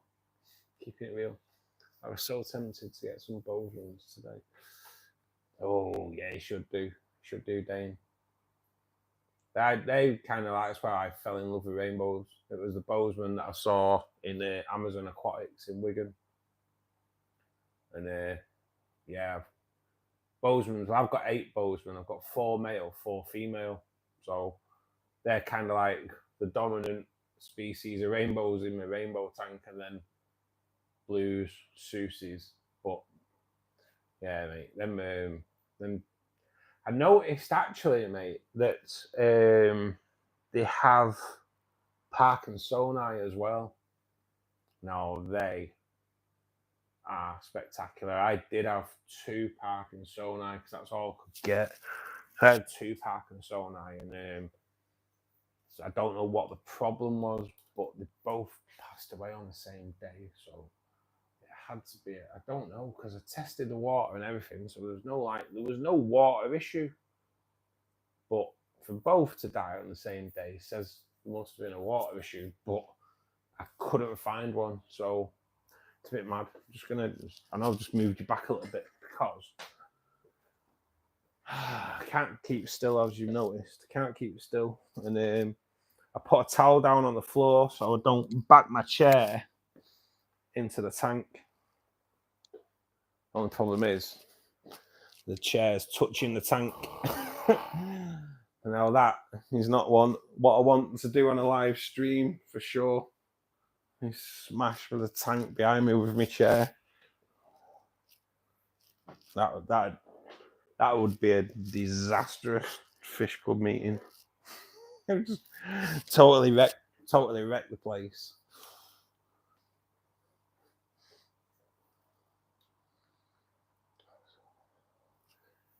Got Congos. Nice, Charlie. I do like Congos as well. They're beautiful. What about the dance music scene there now? It's not like it used to be. Not like it used to be. I think the nightclub scene,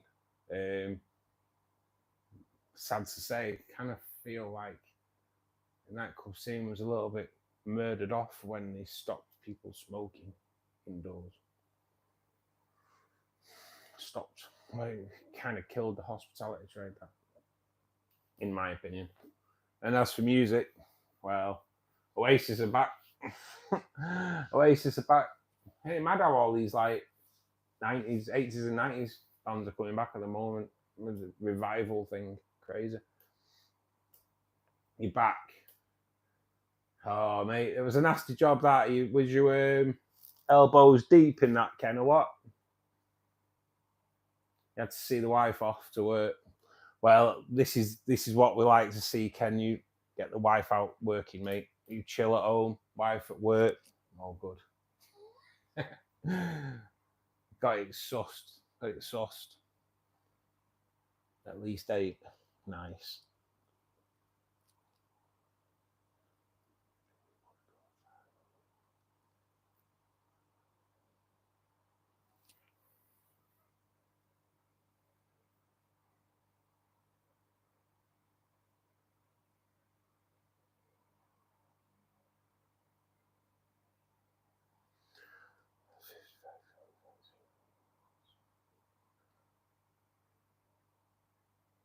It would go viral, mate.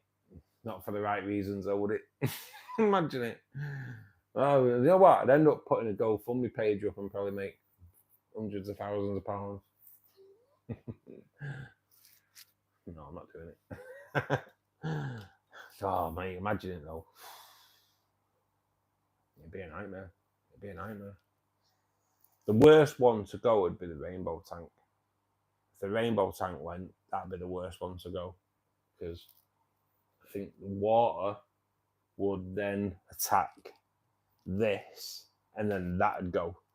That's how I think it'd go. Whereas if that went, rainbow tank's on a solid wood unit, so a bit safer. But yeah, I think if the rainbow tank went, that'd go as well. Oh God, doesn't even bear thinking about, does it? I used to do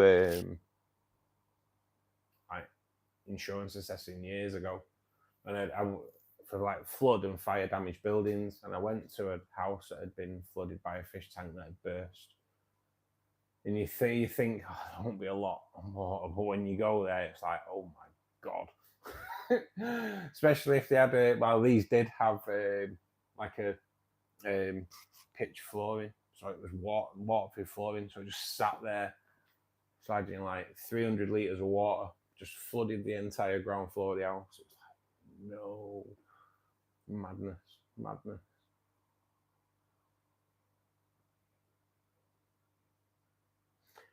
I had 15 bandit coys. Do you get babies off them, Ken?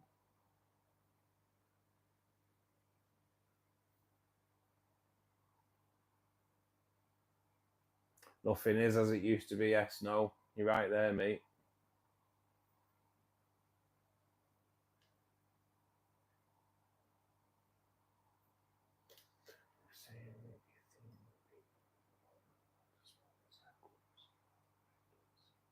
I do believe it killed the pub scene and everything. This smoking ban killed the pub scene because what smoking stopping the smoking ban took the atmosphere out of pubs massively, and now that's why pubs now pub stroke restaurant they all do food because they've got to. It's the only way to get people in now. Killed it. And then like our government tried saying, nah, it's not the smoking ban that killed the pubs. It's the fact that supermarkets sell cheap booze. So what we'll do, we'll stop selling the supermarkets selling cheap booze. So they stopped the supermarkets selling cheap booze, but did that make the pubs revive? No, because it was the smoking ban that killed it.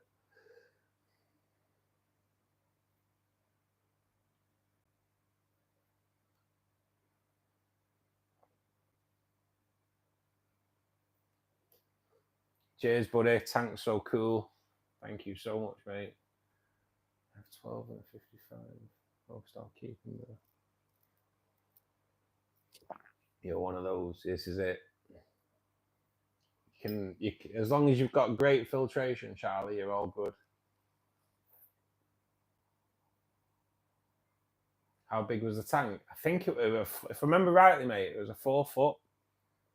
It was a 4 foot tank that went, and it was just like oof, everywhere. Did a few fish tanks. One was a woman. It was on like a stand with legs, and the woman was hoovering. She caught the leg. Fuck. God. Madness. But for all those that have got little children at home, the main cause of houses that flood for insurance purposes, the main cause is children getting up in the middle of the night, having a wee, washing their hands, leaving a cloth in the sink, not turning the tank off. I could guarantee doing that job, did that job for 8 years, and I bet at least it averaged out at probably at least 2 a week, where you go to a house, flood from the bathroom, we'll go in and it's like, we've got a little kid, yeah, how did you know that? Because they're all the same, it's what happens. So don't let your kids wash their hands to the toilet. That is just flood your house out. You kick yourself when you do it. That's my parenting advice there. And that's why I've not got kids. I'm really bad at decorating my tanks. I just potted plants in water, single rocks. I know, mate. You just kind of inspire yourself. Go and have a look on Instagram at some of the tanks that are on there, or even better, go onto my channel and watch my CO2 tank build. just get inspired, mate. Everyone's got to start somewhere. Kind of research what plants look like when they get established, and just try and figure it out in your head. I love planning it. I love planning a tank. I know you right. So the guy I'm talking to, if you can try and give us a bit of a name that I can call you, mate, it'd be really good. Because I can't. Obviously, I don't know what your name says there. So, but it would be nice to actually put a name to the face picture.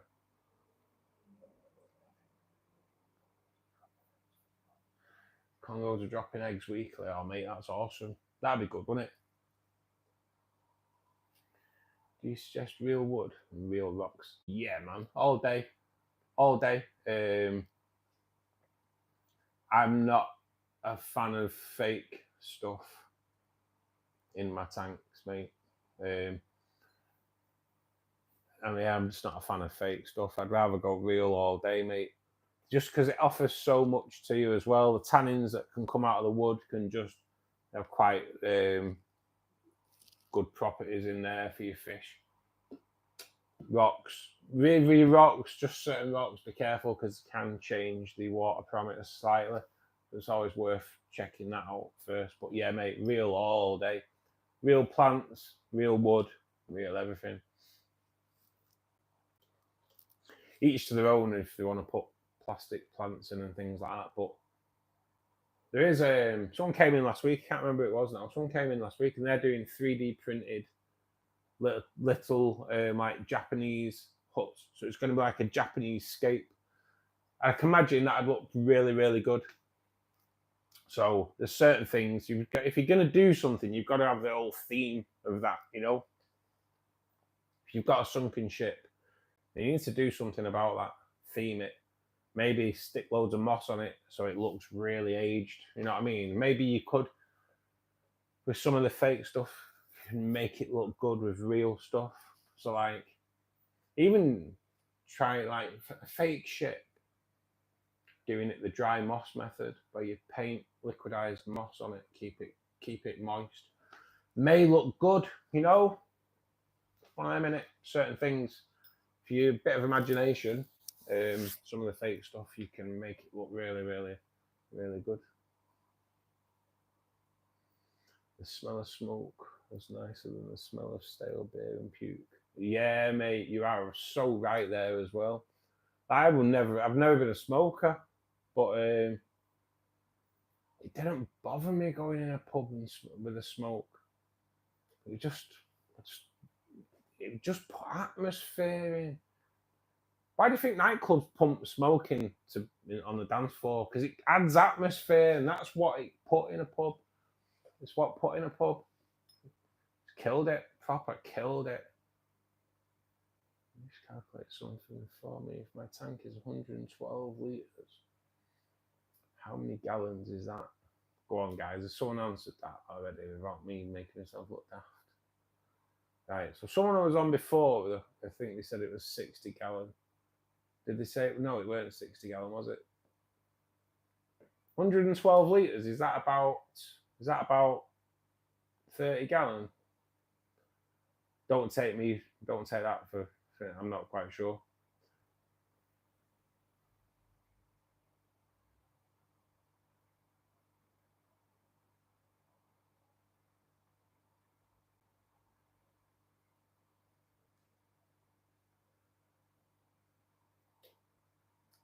Is Charlie gone?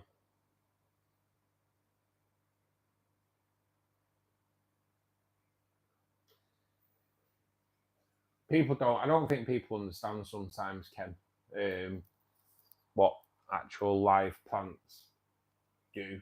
I really don't. I really don't.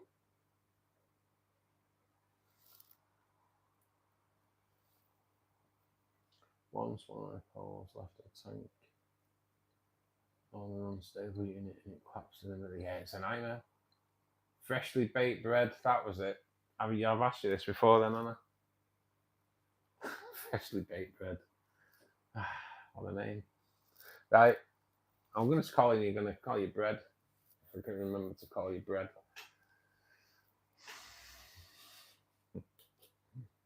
What type of bread are you, though? Bread? What type of bread are you? I don't know the first thing about Keith in tanks, but your accent is lovely to listen to. Yes, no one's ever said that to me before. And I'm telling me to shut up. To be perfectly honest. You should do a podcast. I know, mate. You know what? Richard at Fishkeeping Answers, he's done a few podcasts. And I was kind of hoping he'd ask me to do one. Because I kind of know it. I don't like know him, but we do speak regular on YouTube and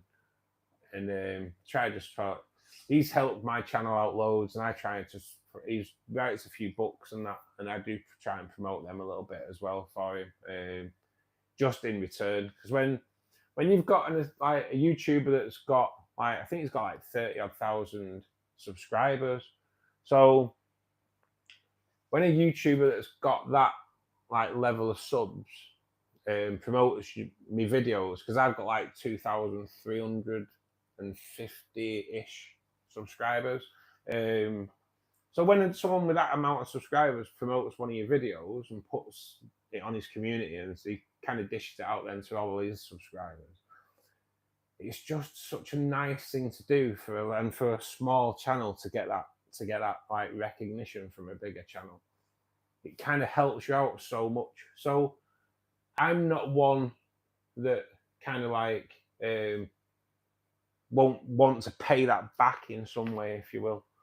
So I could promote one of his videos, but for me to promote one of his videos is like me putting it on my community to like 2,300 people rather than to his. So rather than do that, I do try and just promote his book and things like that, because if you own shrimp, then his book is definitely the way forward for sure. It's like the Shrimp Keeper's Bible. That's kind of what I look at it as. That guy and his book have like turned my shrimp tank around massively, to the point now where I'm using shrimp out of one tank to supply another tank, and now that's like exploding as well. So Phoenix test on found rocks and tree line. How does that work? Yeah, I've never heard of that, Will.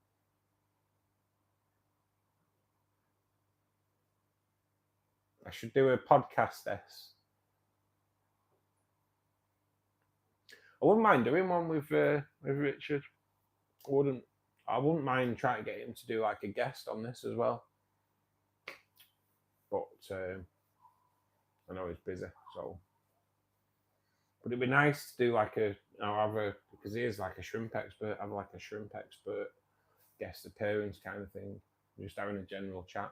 But yeah, next Saturday, me and Ken are going to look at doing a stream together as well, guys. So we'll have a good laugh next week. Not just my voice. 24-gallon. There we go. Thought it was roundabout what I'd said. So there you go, freshly baked bread. 24-gallon. Cheers, Pete.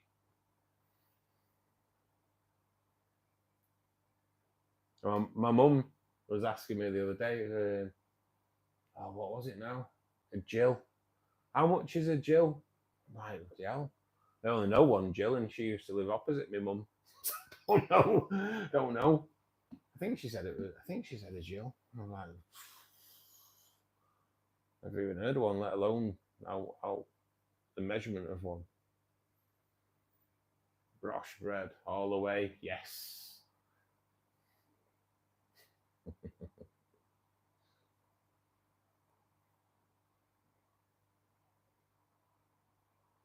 You have plant solutions for fish tanks, but they still keep dying. It's got to be your water, bread. It's got to be your water. You're right. I just hate those self-righteous fish keepers that think if you have more than 1 inch fishing. I know, mate. I know. Someone, I put a short out. It's a while ago. I put a short out, and in the short, you could just see one cardinal tetra. It's in this tank, and God, I think it was a girl. remember rightly, and she had a right go at me. Oh, you're well out of order. One cardinal tetra in there. They should be in groups. You're a disgrace. Proper slag me off. And I was like, you can just see one cardinal tetra, but there's 20 in there. What are you going on about? It's like, what? Just like, you just watched a clip, an 8-second clip of the corner of a tank. It's like, and you're having a go because there's one bleeding neon tetra there. Well, cardinal tetras. Yeah, mate, do your head in. I agree, Ken. We'll just kick them out. That's why I watched the count of people when I started talking about doing a fishing cycle. A few people dropped out, but it's like, if you do it right, there's right ways and wrong ways of doing it. You can do a fishing cycle and just leave it. Yeah, but if you do it right, then I don't really see that there's a problem in it. You've got to do it right.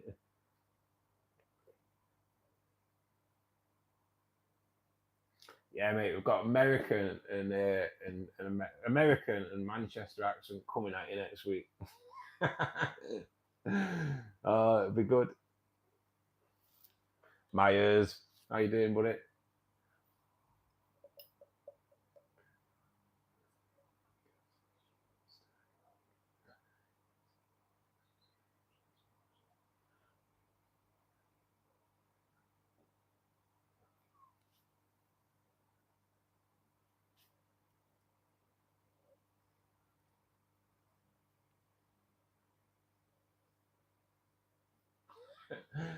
Oh, yes. You ain't melting me away here. Oh, I'm gonna be a tear in my eye in a minute. Are you male or female? S? Where do you live?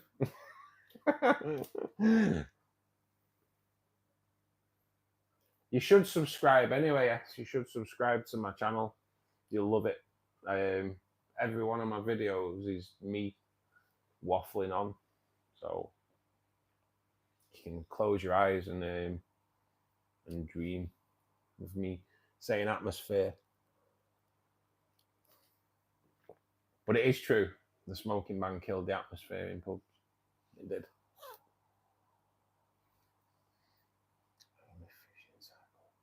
There you go. Works. It works. There's not a problem with the fishing cycle. There's too many people out there that are just like, oh God, don't understand. I just don't understand.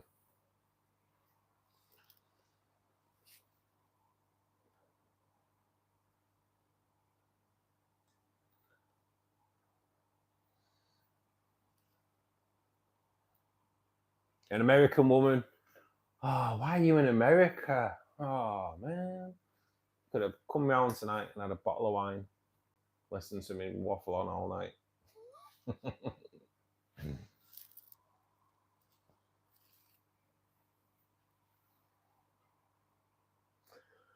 How long would you guys let a 25-gallon tank cycle for goldfish? The cycle takes around 6 weeks, Bread, but you can put fish in straight away as long as you're testing the water. Like me and Ken are saying, you can do a fishing cycle. Just don't put too many in. Just don't have enough in that's gonna make ammonia, because that's what you're looking for, and just keep your water changes. Keep testing your water. If there's sign of ammonia, do a water change, and before you know it, your test will show no ammonia. They'll show no nitrite, and they'll be showing nitrates, and you'll be like, boom, tank is cycled, all good. And then you can put more fish in. Not too many. Just keep an eye on it. That's the way it goes, mate. It's dead easy. Fishing cycles aren't. There's nothing wrong with it.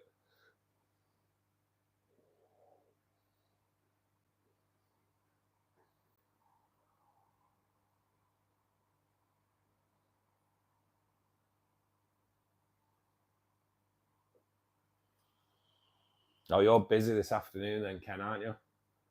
Big trimming going on. Do you run CO2 in any tanks, Ken?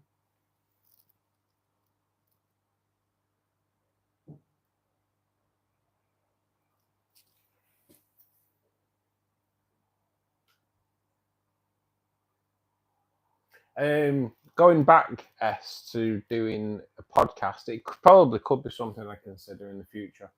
Just currently, at the moment, it's just so busy. Just so busy with everything else. All your tanks have CO2. Oh, nice, mate, nice. You must go through a fair bit of CO2 then there, mate, eh?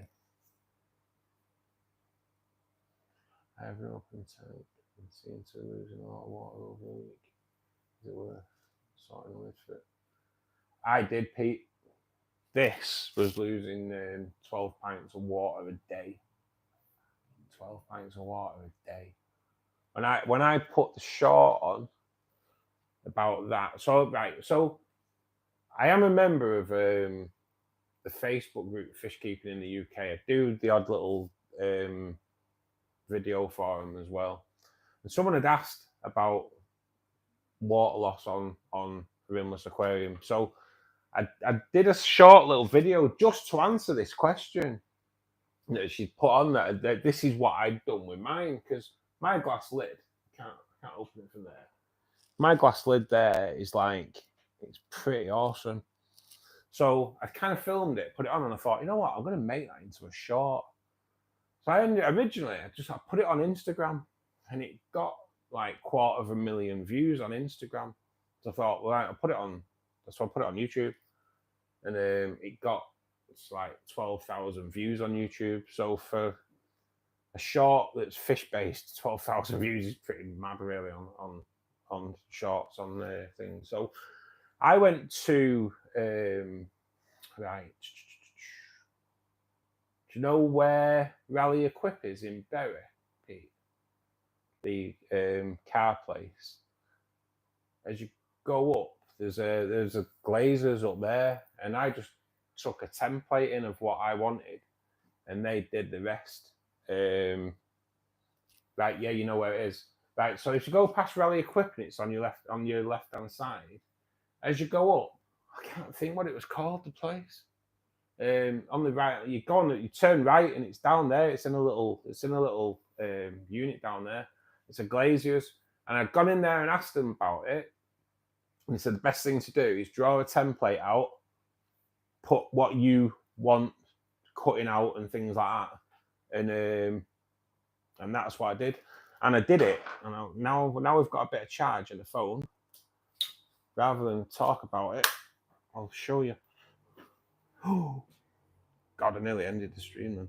Right, so this was the original one that I wanted doing, but I had 3 done, sorry. Telling you lies. Just going to move the chair out of the way. So the glass lid there doesn't need to be taken off. I'll probably do it tomorrow. So I had the edges cut out. There so the light thing fits in it. And then at the back, I had it just cut out so it takes the filter pipes. I did a little hole there anyway. Doesn't really need one, but you never know what you're going to add. So I thought, well, we'll have a hole there as well, and then the other hole there for the light on that side. The hinges are a clear plastic hinge that I got off Amazon, and I thought, I did try them out. I thought they may fail with it being like moisture, but this has been on like a year, and then I can open it for feeding. So so that was the main one I wanted doing, but then I decided to have. So this is a fluval spec, so they tend to have a plastic lid on them. So this one's just got a little cut out there and a little cut out there just for pipes, and then for feeding, I had a hole cut in it, and then that is a clear thing that you put the coasters on your sofa in, so it doesn't damage your carpet. So I'd got that from B&Q, and I went then took that to the Glazers and went, I want that to fit in, so I have a feeding hole, and they just took the diameter of it, and away we go. And then they also had, so this was just a cheap generic tank from Pets at Home. And that came with a plastic lid, which had the same cutouts. So I just drew around that and made a template. And then again, a little feeding hole with the coaster protector there. So while we're up, I may as well do a tank tour anyway. So, because I did promise someone before. So that's a Neo Caridina tank. It's just red cherry shrimp in there.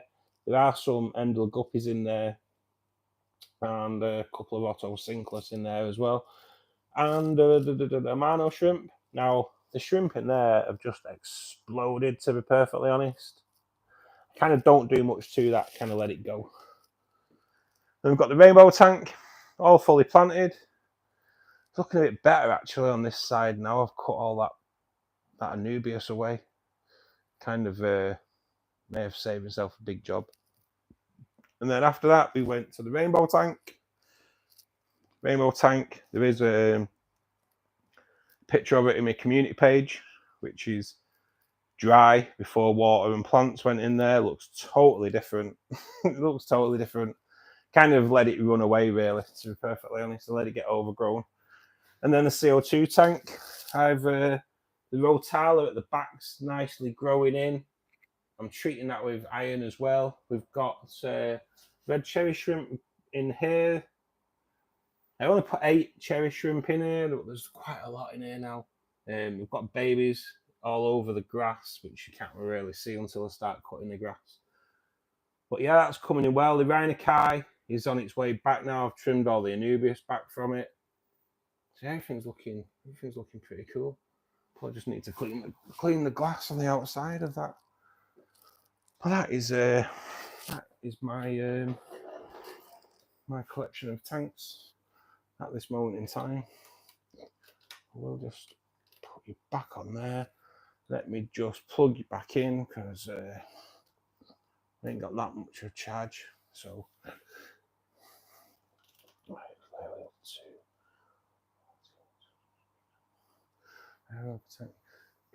yeah, so Pete, yeah, it's well worth going checking that place out, mate. They're good. And for all those, I think it was only 250 quid it charged me, but like it's 5mm toughened glass. Every edge is kind of shaved so it's safe. And yeah, I was well impressed, to be perfectly honest. Well impressed.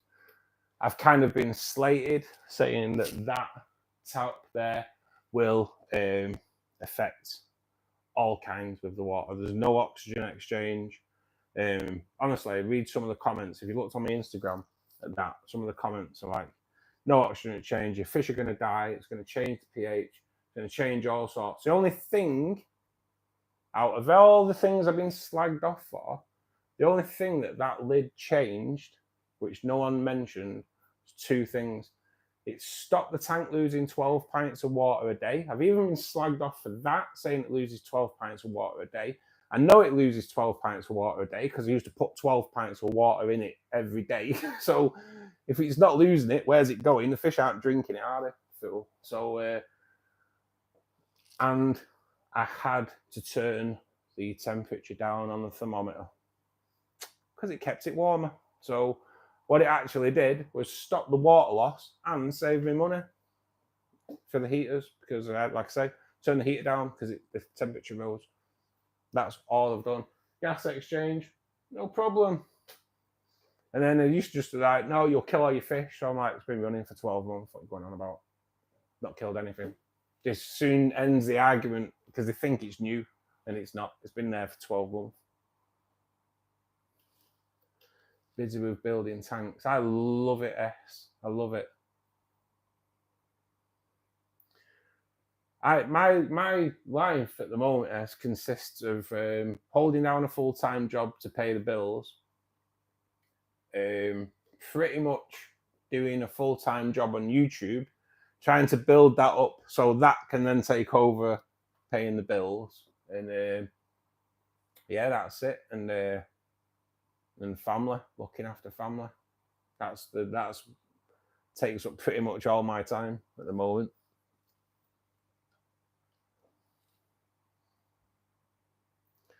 Citric acid and baking soda. Oh, okay. to fill the reactors once a month in 5 tanks. So right, so Ken, how do you regulate your CO2 going in at night, mate?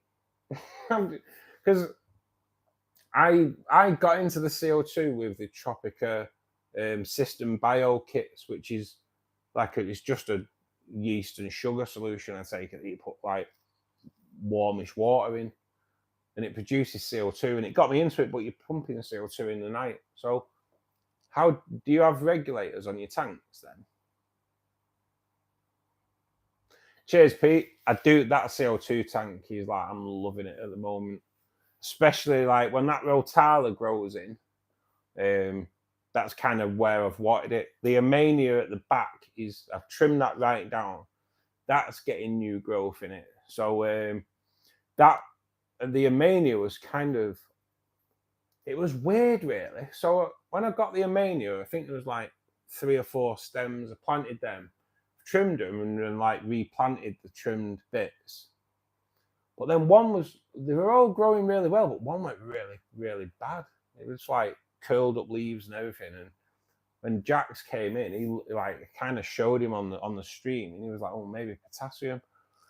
So I've cut that plant out anyway because it was like it just looked crap. But yeah, I've been putting potassium and iron in there, and everything seems to be doing really well. Now, me and Will have been discussing this new. Well, it's not new. It's just I'm saying new because I didn't know about it last week. But the EI method, which is making your own fertilizers up. So I'm kind of looking into that because I would like to have a crack at that. So making my own CO2 as well. I have a solenoid on each canister. Yeah, each copper metal cylinder, high pressure gases. I'll have to look into this. Citric acid, UBS, as a chemical reaction, not live reaction from anything not used. Right, okay. Oh, we're gonna have to. I'm gonna have to have a look at this, Ken, aren't I? And see what your system's like.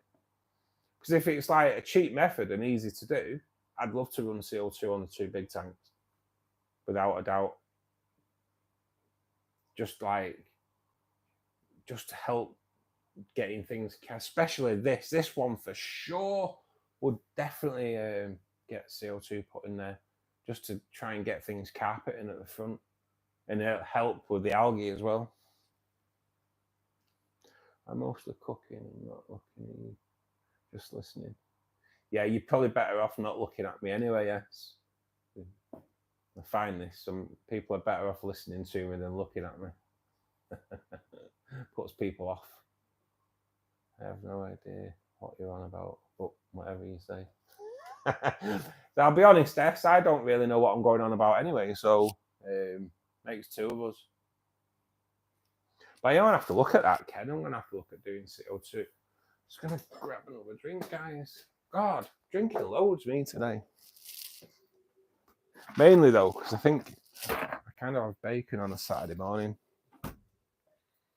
And it just makes you thirsty, doesn't it? And me just saying that has just reminded me that I went shopping today and didn't get any bacon. Oh man, no bacon butty on a Sunday morning.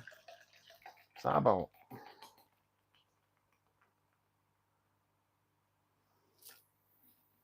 That's not fair. A 4-litre tank that runs 5 10-gallon tanks. It lasts about a month. And parts of the tank are about $120.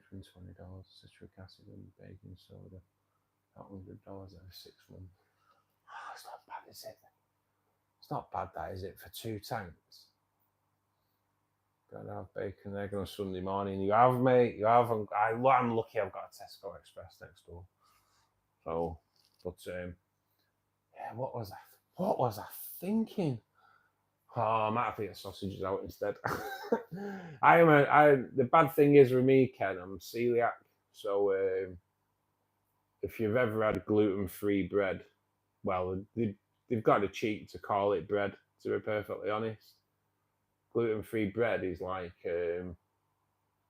eating stale cardboard, to be perfectly honest. It's not great. It's not great being celiac, I'll be honest with you. I've struggled this week. I've struggled for the past like 3 or 4 weeks. I've been really struggling. Something's sneaked its way in. It is definitely a suitable substitute, Ken, for sure. But I do like a bacon sausage, a BSE, a bacon sausage and egg. God damn. See, what just got everything always results back to food, doesn't it? It always does. Anyway, out of interest, you there away, listening away. What are you actually cooking? Well, we've got Ken's got shoulder pork in his smoker. So, what are you cooking, S? Come on, it's your turn to make us hungry. I make my own smoked sausages. Oh my God, it's like Gordon Ramsay. It's more like American dinner sausages. It's right though, mate, innit? I used to, like I say, I was a butcher when I left school. I've done all the making sausages, and kind of, to be honest, I found making sausages pretty therapeutic. Kind of liked it. Making them was therapeutic. Tying them, I could stand linking sausages in threes all day. Don't know why. I used to love it.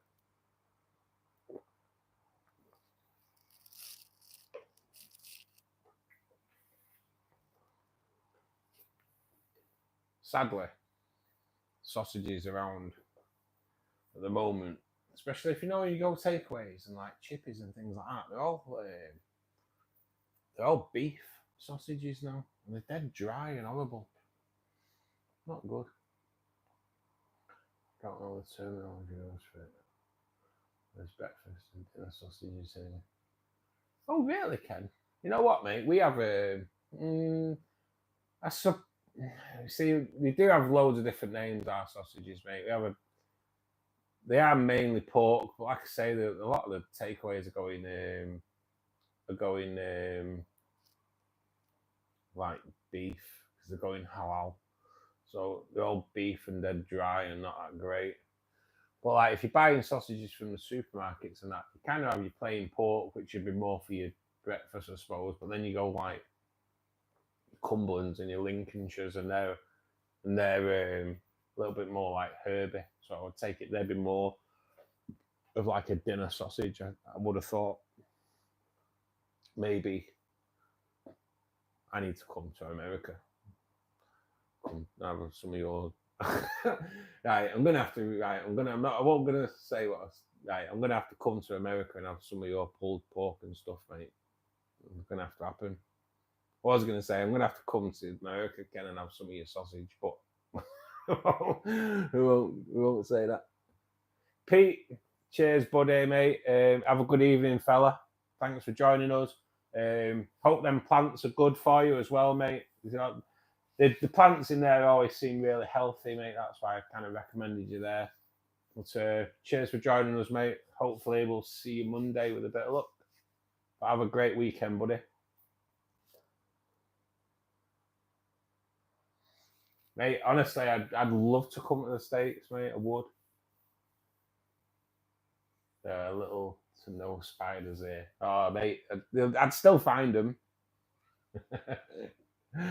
Oh, mate, Pete, honestly, I'll anyone around here. And honestly, Pete, if you're ever needing like Anubias and things like that, just give us a knock, because I've got a load of it here, mate. So I could always drop you a nice big bag of Anubias if you need anything like that, mate. So just bear it in mind before you go buying Anubias. I've got way too much of it. Yeah, Ken, I'd love it, mate. I'd love it. I had it wasn't an obsession, but I really did enjoy watching Man vs. Food. I enjoyed watching him doing the food challenges and that. But I really did enjoy him going around all the smoke houses and that in the States. And you know what I mean? Like, I know he didn't always do smoke houses. I know he went to different burger joints and things like that. But when he went to the smokers, I don't know, it added a little bit of like, right, this is proper interesting. And you'd see guys that'd be staying by the pit all night and they just have a mop with like melted butter and whatever and garlic and just like, it's like, oh my God, like these guys, I'd never really seen the American barbecue scene before until I witnessed it on Man vs. Food. And I was like, oh my God, this is like, these guys proper take barbecue and that's seriously. How far is Sheffield? How different is the accent?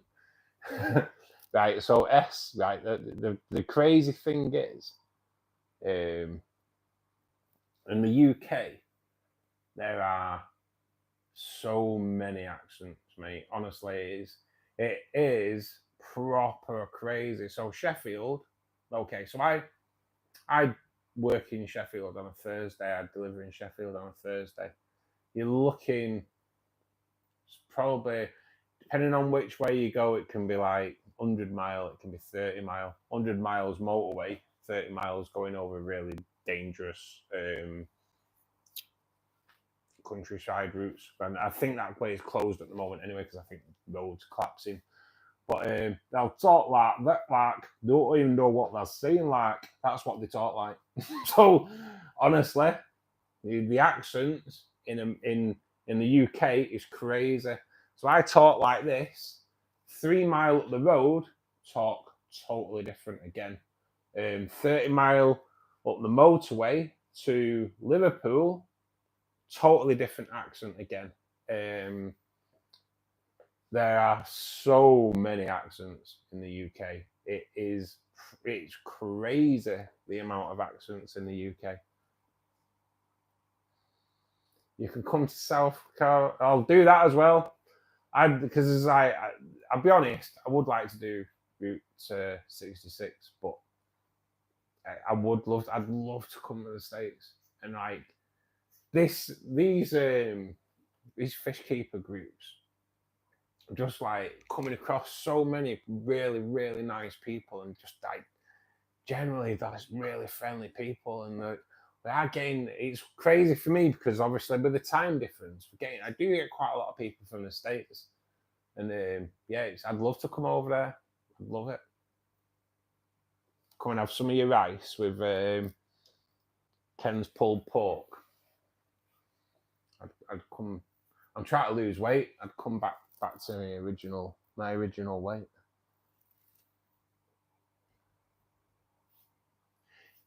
It's not the pulled pork capital. You know what? I just think from what I've seen, obviously I can only really take like Man vs. Food in, but some of the food that you get in America is amazing. I'll be honest. I'd like to try a burger that's on a donut, a glazed donut. When I first saw it, I was like, "What?" But then when like Adam Richmond eats it, and he's like, "Oh my God!" You just think, "Oh, well, okay then, all right, okay." I'd like to have a crack at it. And you take your food challenges a lot more seriously over there as well. I'd like to have a crack at some of the chili challenges that they have in the States. You don't really get that kind of thing massively over here. It's slightly taking off in the UK. But I'd like to attempt one of the chili challenges. Make candied bacon. Oh God. 130 miles, the American mind cannot comprehend this. 100 miles or 30 miles. Right, so S, I know it's crazy, isn't it? So on the motorways, to get to Sheffield, you kind of have to drive away from Sheffield to get onto another motorway to come back to Sheffield. And then, or you can go directly to Sheffield. So that's kind of how it is. That's why it's 100 mile one way and 30 mile the next. I should have probably explained that a little bit better. A little bit better originally. I can imagine why it's blowing your head off.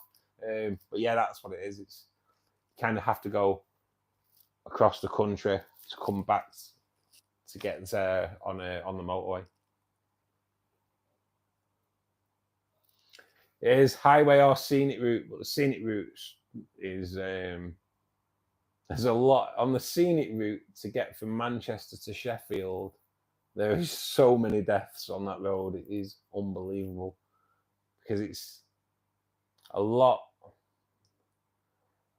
I'll be honest, there's a lot of reverse cambers, if you know what I mean by that. So a lot of people will go around corners and the camber's reversed and they get thrown off the road. And then, yeah, there's been a hell of a lot of deaths on that road. When it's open, I go on there on a Thursday and I can pretty much, I'd say 7 out of 10 trips, there'll be a car in a field upside down or that's crashed over the past few days, not been towed away yet. Crazy. Dangerous road. How'd you make candied bacon, Ken? It's like, oh man, they always just turn to food, don't they? Definitely a vid in mixing ferts. I'm gonna be all over it, Will. I'm gonna do it. It's definitely the way forward. And maybe even the own CO2. Do you watch Black Mirror? It's not something I've watched, no. I'll be honest, mate, I've never really had Netflix. It's never really like appealed to me because my tanks take so much time, so there's no point paying for extra TV. But I have just changed my television supplier. I used to be on Sky and now I've moved to EE, which is like BT, and you get Netflix free. So I have been watching a few things on Netflix, mate. And Black Mirror might end up being up there.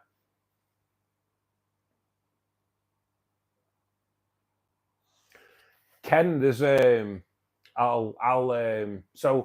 Will forwarded a link to a video on YouTube about mixing your own ferts, and I think actually they are in America. I think so. Probably easier for you to get hold of them than us. I'll send it you in a bit, mate, on Insta. I've never come across this channel before. Will put me onto it, and S, you should listen to this as well.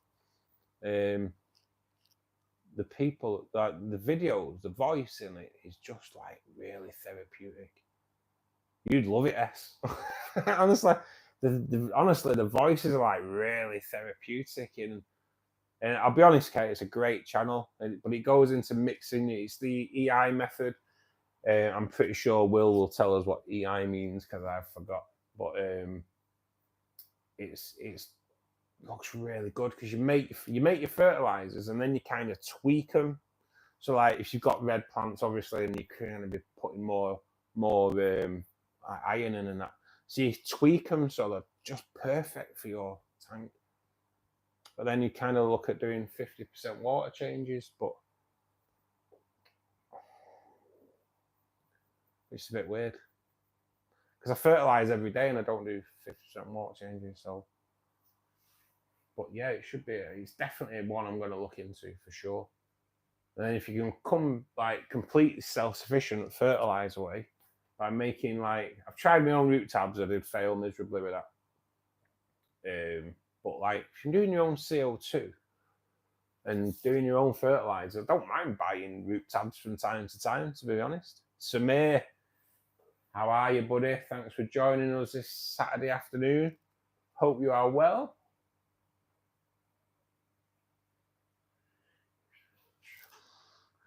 You should watch the episode Loch Henry for the most recent season and tell me, is it about Loch Ness by any chance? I'll be honest, on Netflix, I've been watching Investigation Alien. No one's seen it. It is from, like, you guys probably in the States have probably already seen it anyway, because it is an American program. But my God, it's an eye opener. An eye opener.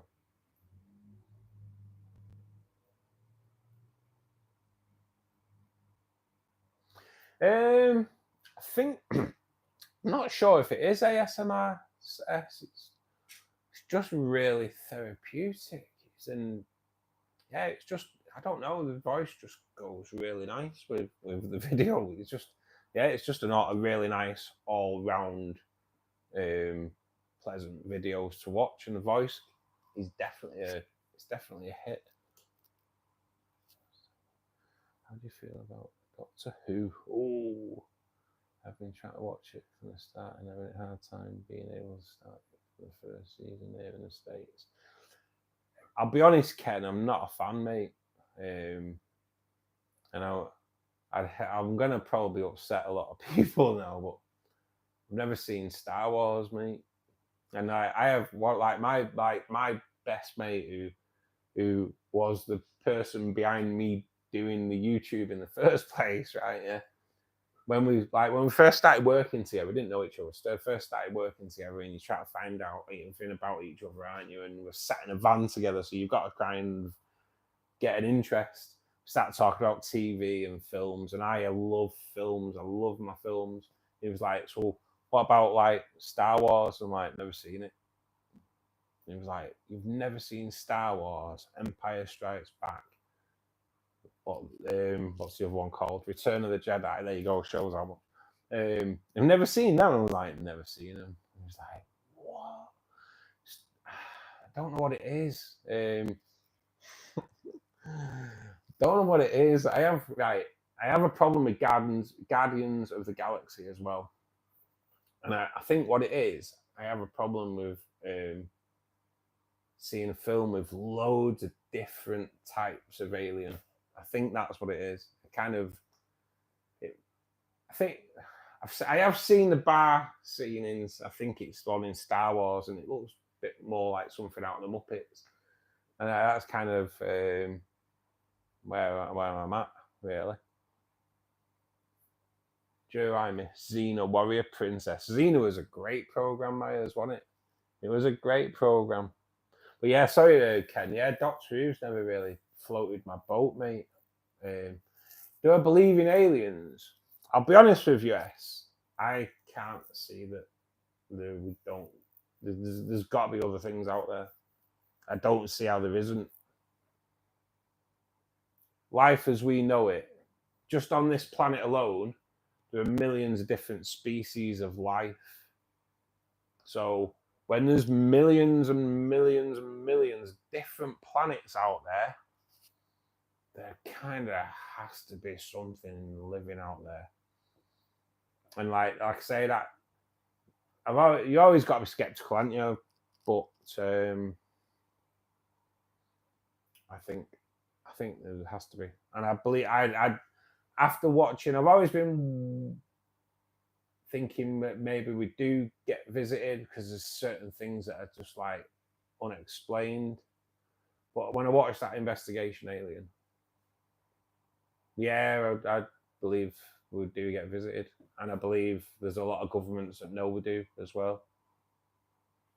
What about US? I probably watch all my everything fall off now and go, "Oh no, he's a crackpot." What's everyone else's feeling? Do you think there's other life out there?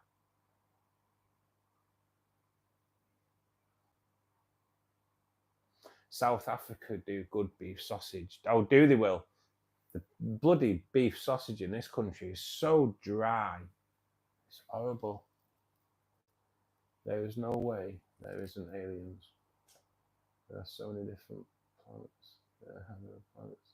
There's got to be, mate. There's got to be. I think there is. So I'm glad you said that. Anyway, so just so the people aren't aware, I think in roundabout in the 70s, we discovered a planet that is in the Goldilocks zone. It's a blue planet. It's in the same kind of distance away from the sun as this. And in the 70s, we sent a radio signal to that channel, to that planet. And I believe in the early noughties, we received one back. We've never acted on it. So it just makes you think, doesn't it?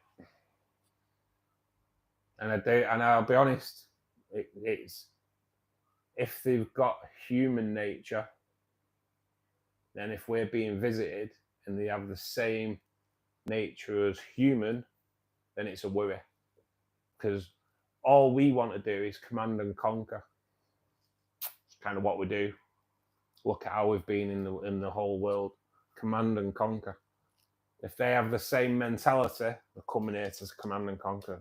That's the way. Hopefully they're not, but that's the way I kind of think.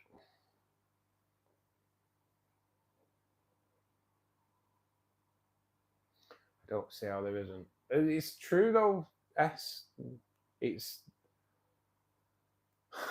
There's millions of different types of life form on this planet alone. It's pretty hard to believe that there's zero anywhere else. I know, mate. Will they'll be coming? Oh, they can take our dry beef sausage away. They can have it. Take it away.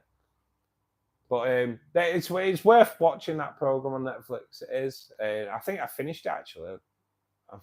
I think I did finish it last night. I let it play through and kind of have it on in the background while I was setting up today's stream and things. So, but yeah, it's well worth watching.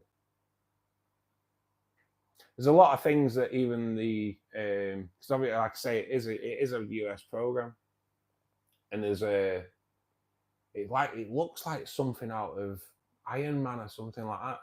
But look, if you Google jellyfish alien, right, yeah, and watch, I'll go on YouTube and search jellyfish alien. There was a thing that kind of looks a bit like a jellyfish that floated across an army base, but it was only detected on infrared. Couldn't see it with the naked eye. Can't see it on any cameras. It was there in infrared, and the video has been cut really short. The full video apparently it goes in water. It goes to the end and then ends up entering water.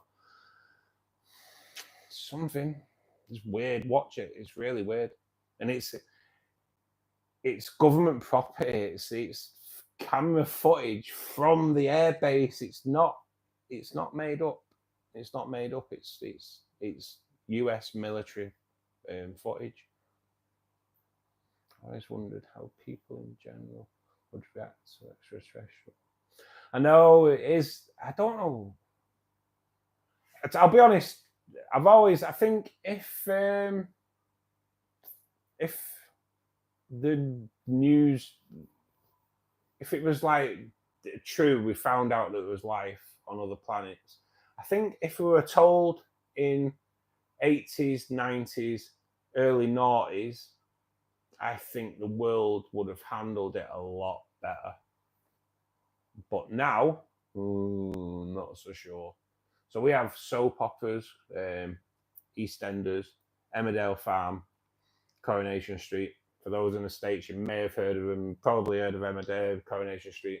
But the soap operas, and there's trigger warnings before they come on. And you just think, if you need to be warned before any of those soap operas come on in the UK, then I'm sorry, you need to get yourself off to bed, have a story read to you, sort your life out. No, I swore. Sort your life out. So I'll be honest now. I think if like a lot of the younger generations found out there were life, I think they'd freak out. I don't think they'd be able to handle it. Do you long for the battlefield? Nah. I'd rather them be peaceful. The way I look at it, with certain things, so like Roswell happened, yeah. When Roswell happened, the world was using basic technology, yeah, because that's where we were at, yeah. That's where we were at. We had basic technology when Roswell happened. Yeah, we could make guns and things like that, but like electronically, we were on black and white TVs, what they used to class as like wireless radios. Yeah, that's what we were on, right? Since Roswell, look at what you've got now. Look at what you've got now. You've got touch screen devices. You've got phones that you now can't even live without. Let's face it, I'm talking to you guys through a touchscreen phone. I think technology's come on a hell of a lot since like Roswell. Where's that technology really, where's it really come from? Touchscreen, everything else. Where's it all come from? Where's stealth fighting technology come from? Wow, we've gone into a conspiracy stream, haven't we? But it does make you think, though, doesn't it? Like I said, I'll watch that. It's well worth watching.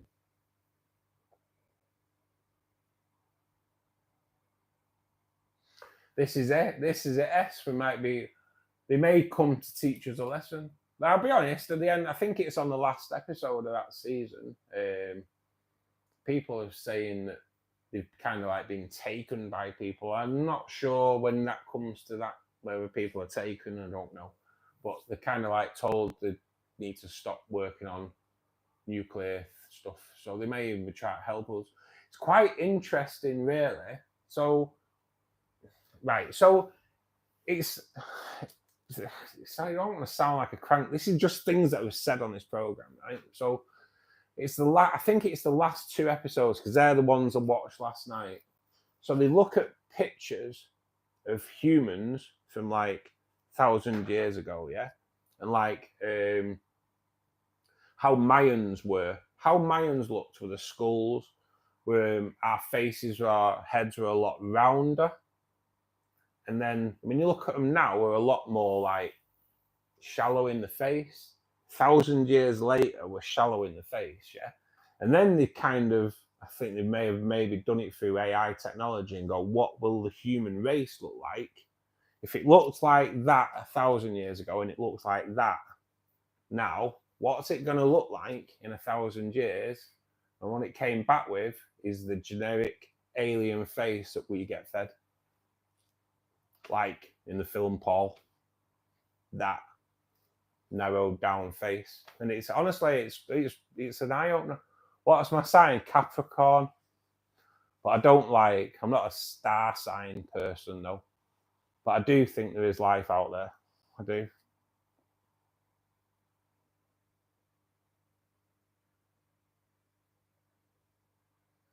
Is that what it's all about, S? That's how it started, actually, isn't it? I think this is how the conspiracy thing started with us today. Is that what it's about? I'll get into it. I've heard good reports about Black Mirror anyway, so definitely one I'll have to have a look into. I've definitely pulled you off the rails. So it's talking about Mayans. I know, it's mad, isn't it? These chats go everywhere though. They start off as like fish based. Last night, I don't even think we discussed anything about fish at all last night. It was boxing, different sports. Honestly, it was mad. It was mad. Like today, though, it's strayed away from fish chat. You're a Pisces. Do you do the stars and all that? It's something I've not really been into the stars, but I do believe there's life out there. No, someone said actually on one of the programs I watched the other day. It was when it does. It's pretty mad, really, when you think about it. So we look out in telescopes, like the Hubble telescope can see like so far, can't it? That some planets that it's seeing no longer don't even exist anymore. So someone said because that is how it is, because like obviously light takes so much time to travel. So there's certain stars that have gone, but we're still seeing them because the light is still traveling to us, yeah. So, but that far away, so on them planets that are like trillions and trillions of light years away, if you got a telescope and looked at us, you'd see cavemen. So, you know what I mean? It's like, it's weird, isn't it, when you think of it like that? We're seeing stars that don't even exist anymore. They've probably like blew up or whatever millions of years ago, but we still see them. Same back from that far back. When you see like cavemen and dinosaurs, mad, isn't it?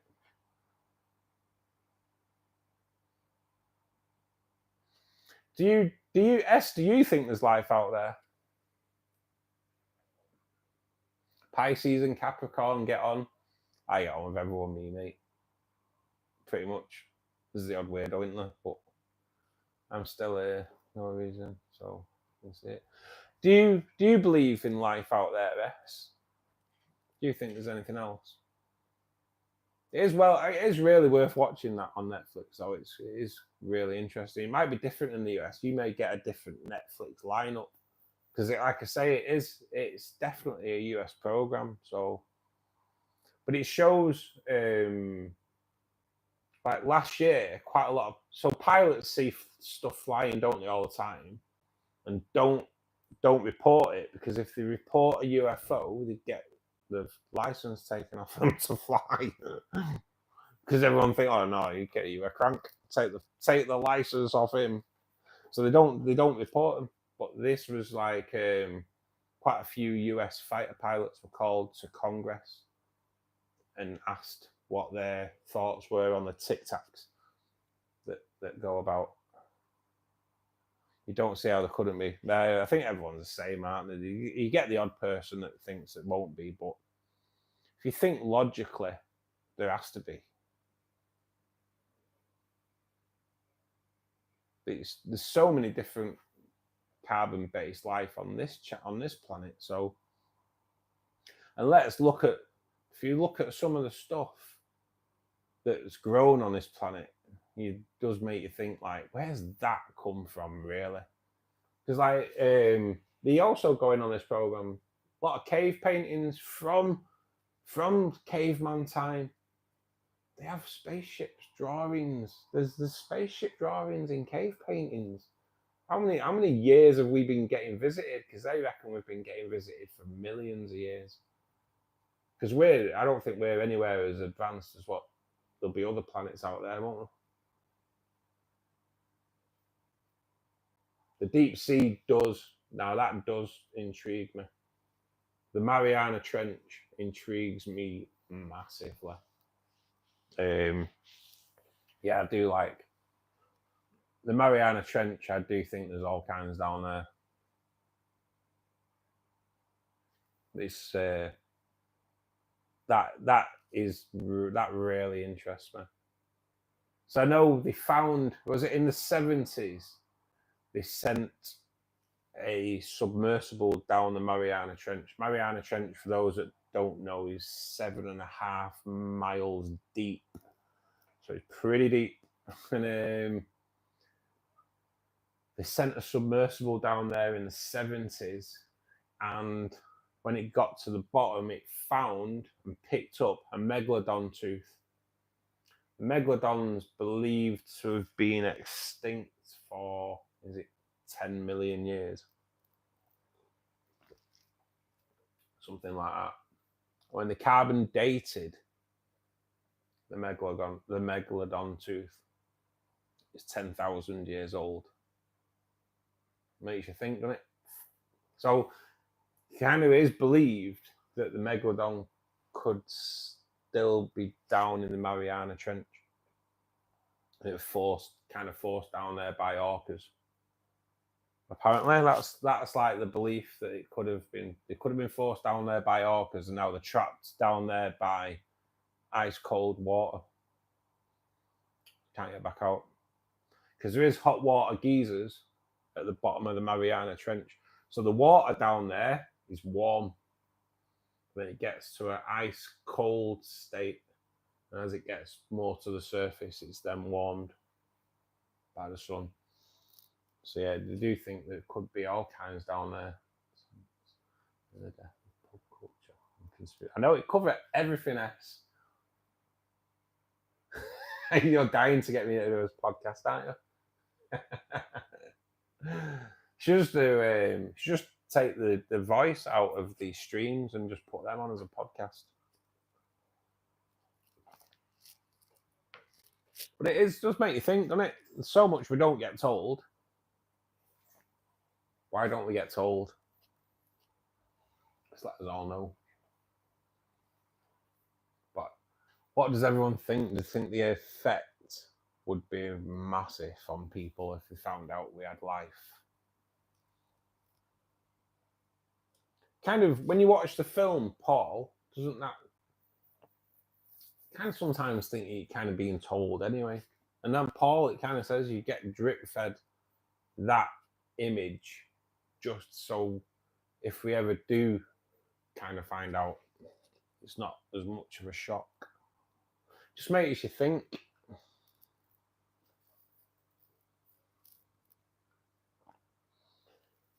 For those that are in, it's not normally a conspiracy theory channel. We just discuss a bit of everything, really. It is a fish keeper channel. It is fish keeper club.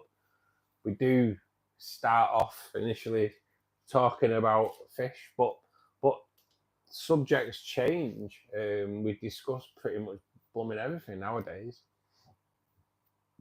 So it's always worth popping in because you never know what comes up. That's the beauty when you start. When you click go live, you don't know what's gonna play out. It's crazy. You can start off with fish, you can end up talking football, conspiracies. It's crazy. Death of the pub culture. Again, today it's just goes. It's crazy how where conversations go. To just pull in a great community where we can all just chat about anything, really. It ends up being. You have a monopoly on the chat. You have, mate. You've well taken over. Yeah. It turned out the last comments have been all you for the last about 20 comments.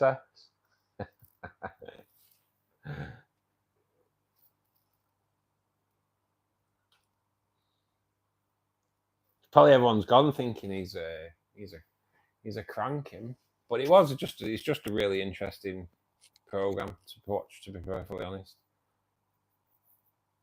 just even those that don't believe, it's just worth watching because it's quite interesting. Did I drive everyone away? I'm pulling you off the rails. Oh, don't worry, yes. Don't worry. No, it kind of, you get these ebbs and flows. Because we're in the short stream, you see. So on the shorts feed, the live stream's done vertically, going there. So you get people coming through all the time. And Ken's still there. Ken's just busy. Ken's a busy boy doing plant trimming, smoking pork, making us all hungry. It's good. We have a really good community that comes in. Yes, we do. It's fantastic. Honestly, we get people from all over the place. We have a guy that breeds seahorses. So some of the chat is sometimes fish based. It is. Sometimes it's just anything else. And Ken's got 3 kids to sort out as well.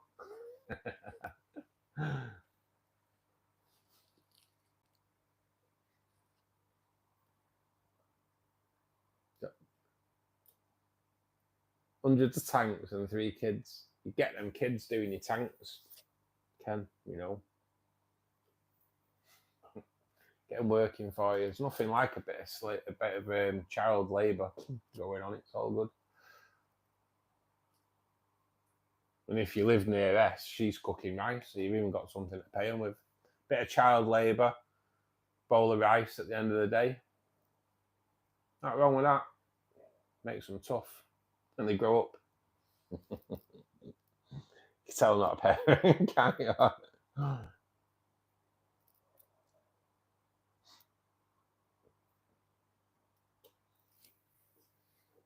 So for those that are in at the moment, if you're not subscribers to this channel, just click the subscribe channel button, the notification button.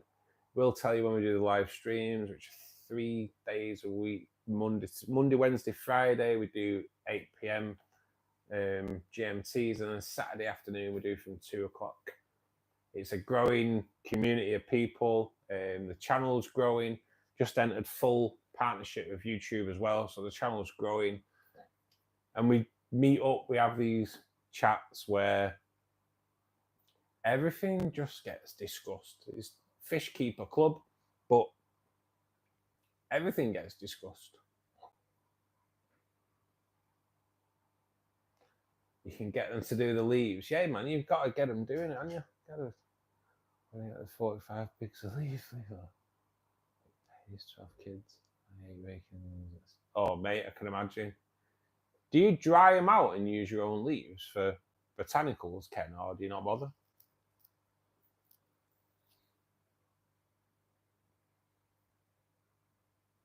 I'm literally black. Keep it cute.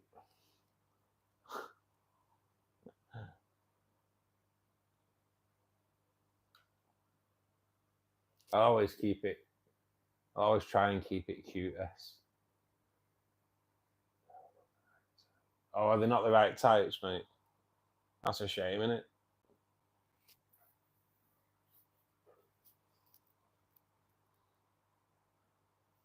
Always good to get them doing the leaves, though.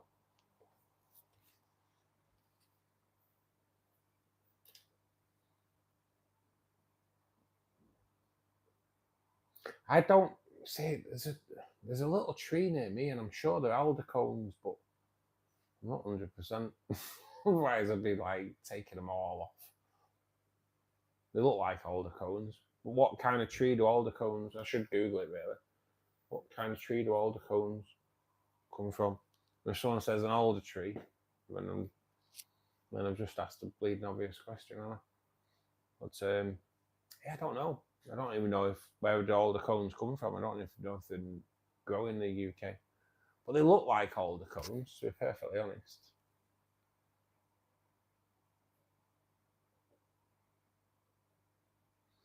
Just had dinner with the kids and now relaxing and giving them a bath. Oh man, all you guys just have way too much work to do with these kids, don't you? I have maple trees, cottonwood trees, and sycamore. Nice, oh mate. Get a lot of leaves, Ken, dear. Oh, dear. Priming a filter. Is it the new filter, Will? Are you setting it up today? Maple can be used. Just don't know for sure. I know, mate. Someone told me you can use tiger lily leaves, so I did dry some out, but they're just in between 2 pieces of paper dry. Never actually tried them for sure. Don't want to give them the taste. I don't want to give them the taste for lotus leaves. Because you know what they're like. Bloody hell. The rainbows were feasting on those last week. Crazy. I still not moved that wave maker either. I need to move that wave maker. It's not even a big job, I just forget. I have 4 new honey crisp apple trees in the back. Oh, nice. We're still 5 years away from actually getting apples. Oh, wonder. That'd be nice having your own apple trees, wouldn't it? Growing up, the house behind us used to have a big apple tree, and they were pretty good as well. They were nice.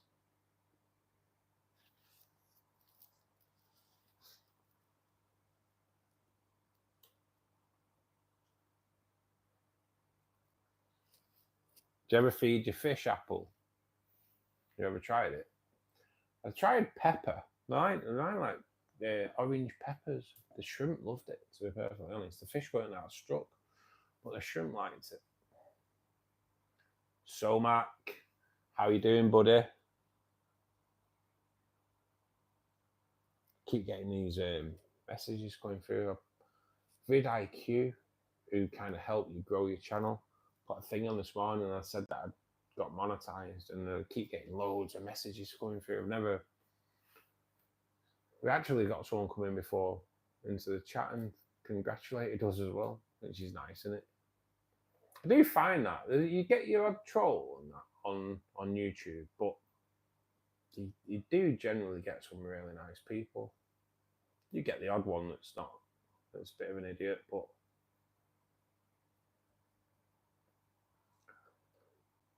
zucchini and cucumber.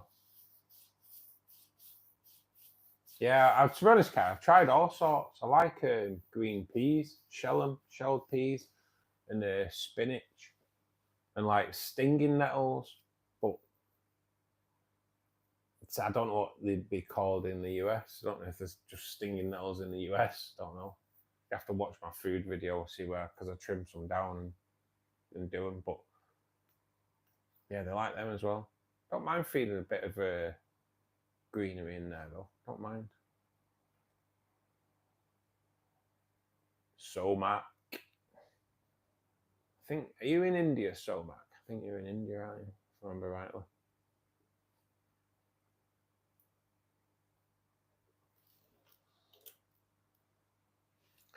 Yeah, it is older. Not like almond leaves.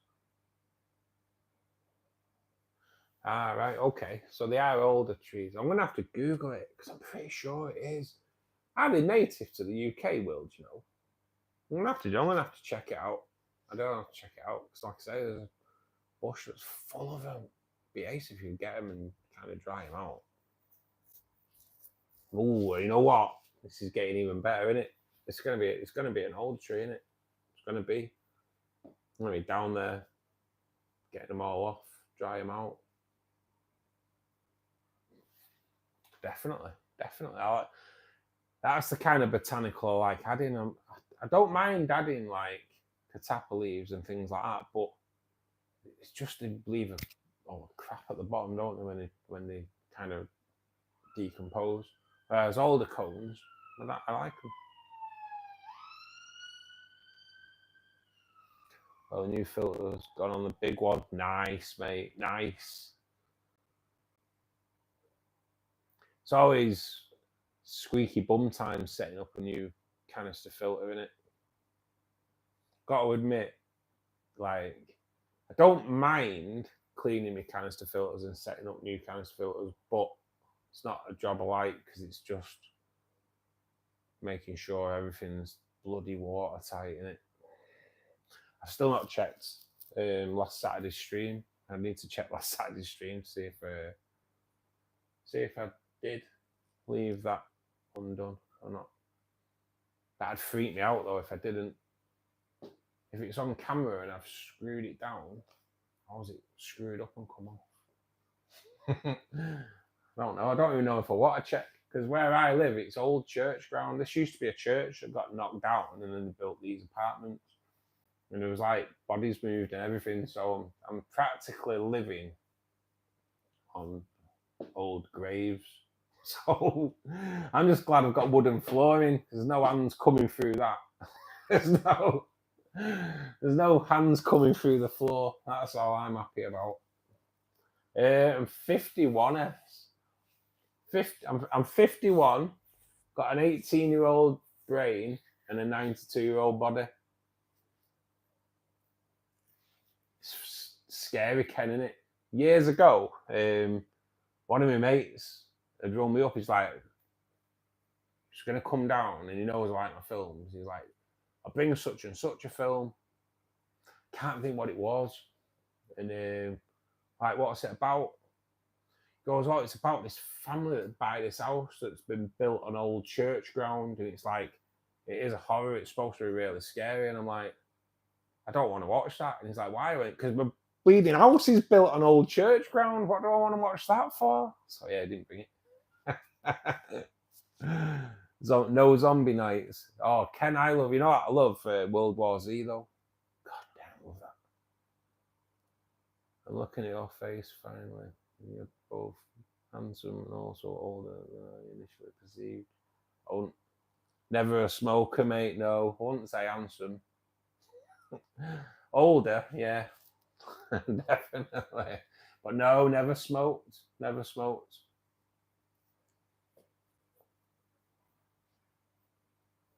I've never really been a drinker either, to be perfectly honest. I do drink. I'm not teetotal, but it's not very often I get drunk. Because when I was a kid, I made myself. We'd gone out on a works do. I was only 16, and I was like proper ill. Honestly, man. My mum would vouch for that if she was here. My mum would vouch for it because I was poorly, and I kept him up all night. The funny thing was, I'd gone out, I was 16-year-old. I know there was 10 of us that went out, we all bought drinks. So I know I'd had 10 pints of strong lager. So I was, you can imagine, I was absolutely wasted. And I know I spent a good 4 hours with my head in the toilet just being sick. Finally got to sleep. And my mum woke me up the next morning at 8 o'clock in the morning with a full breakfast to teach me a lesson because I'd kept my mum and dad awake all night throwing up. So she cooked me a full breakfast to teach me a lesson, right? Yeah. Because obviously the smell of it was meant to make me ill again. And I ate it all. I ate it all. And I heard her say to my mum, little bastard ate the lot. I think it really annoyed her that she'd made this breakfast to make me ill. And I was like, oh, I proper need that. And it kind of had the reverse effect. I heard a moan downstairs because I'd eaten it.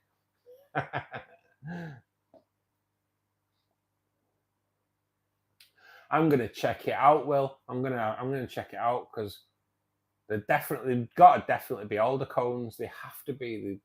I'm gonna check it out. I'll Google alder tree and make sure it's more like a bush. But yeah, I'm gonna go and get some.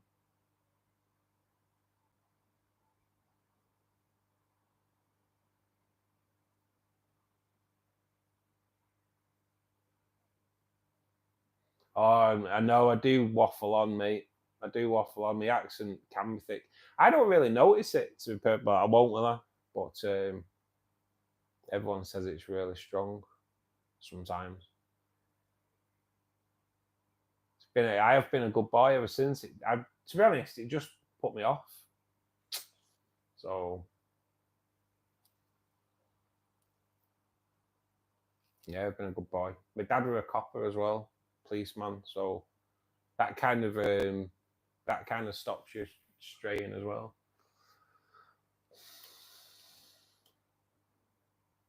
Nothing better than a big greasy breakfast. I know, mate. Honestly, it was so funny. I heard a moan downstairs to me dad. Oh, it was great. It was great. Sure, I did their exact words. The little bastards at a lot. Yes. Funnily enough, though, I didn't get drunk again, but she didn't bloody make me a full breakfast in the morning again, though. Like, should have pretended it made me ill. Could have got more. Guys, I think I'm going to call it a day because Ken's kind of made me hungry, I'll admit.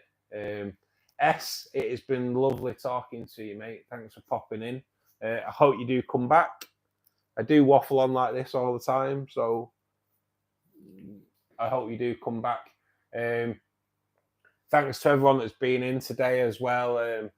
Myers, Jay, I don't know if Jay's still here, but Jay was in earlier. Ken, thank you. Will, thanks so much. S, again, thanks for joining us. Reese, I don't think Reese came in today, did he? Let's try to flick through just to see everyone else. But everyone that's joined, obviously, Samir as well, if you're still in. Thanks, everybody. It's been a great chat. We really enjoyed the chat again. S likes the atmosphere, obviously, because of...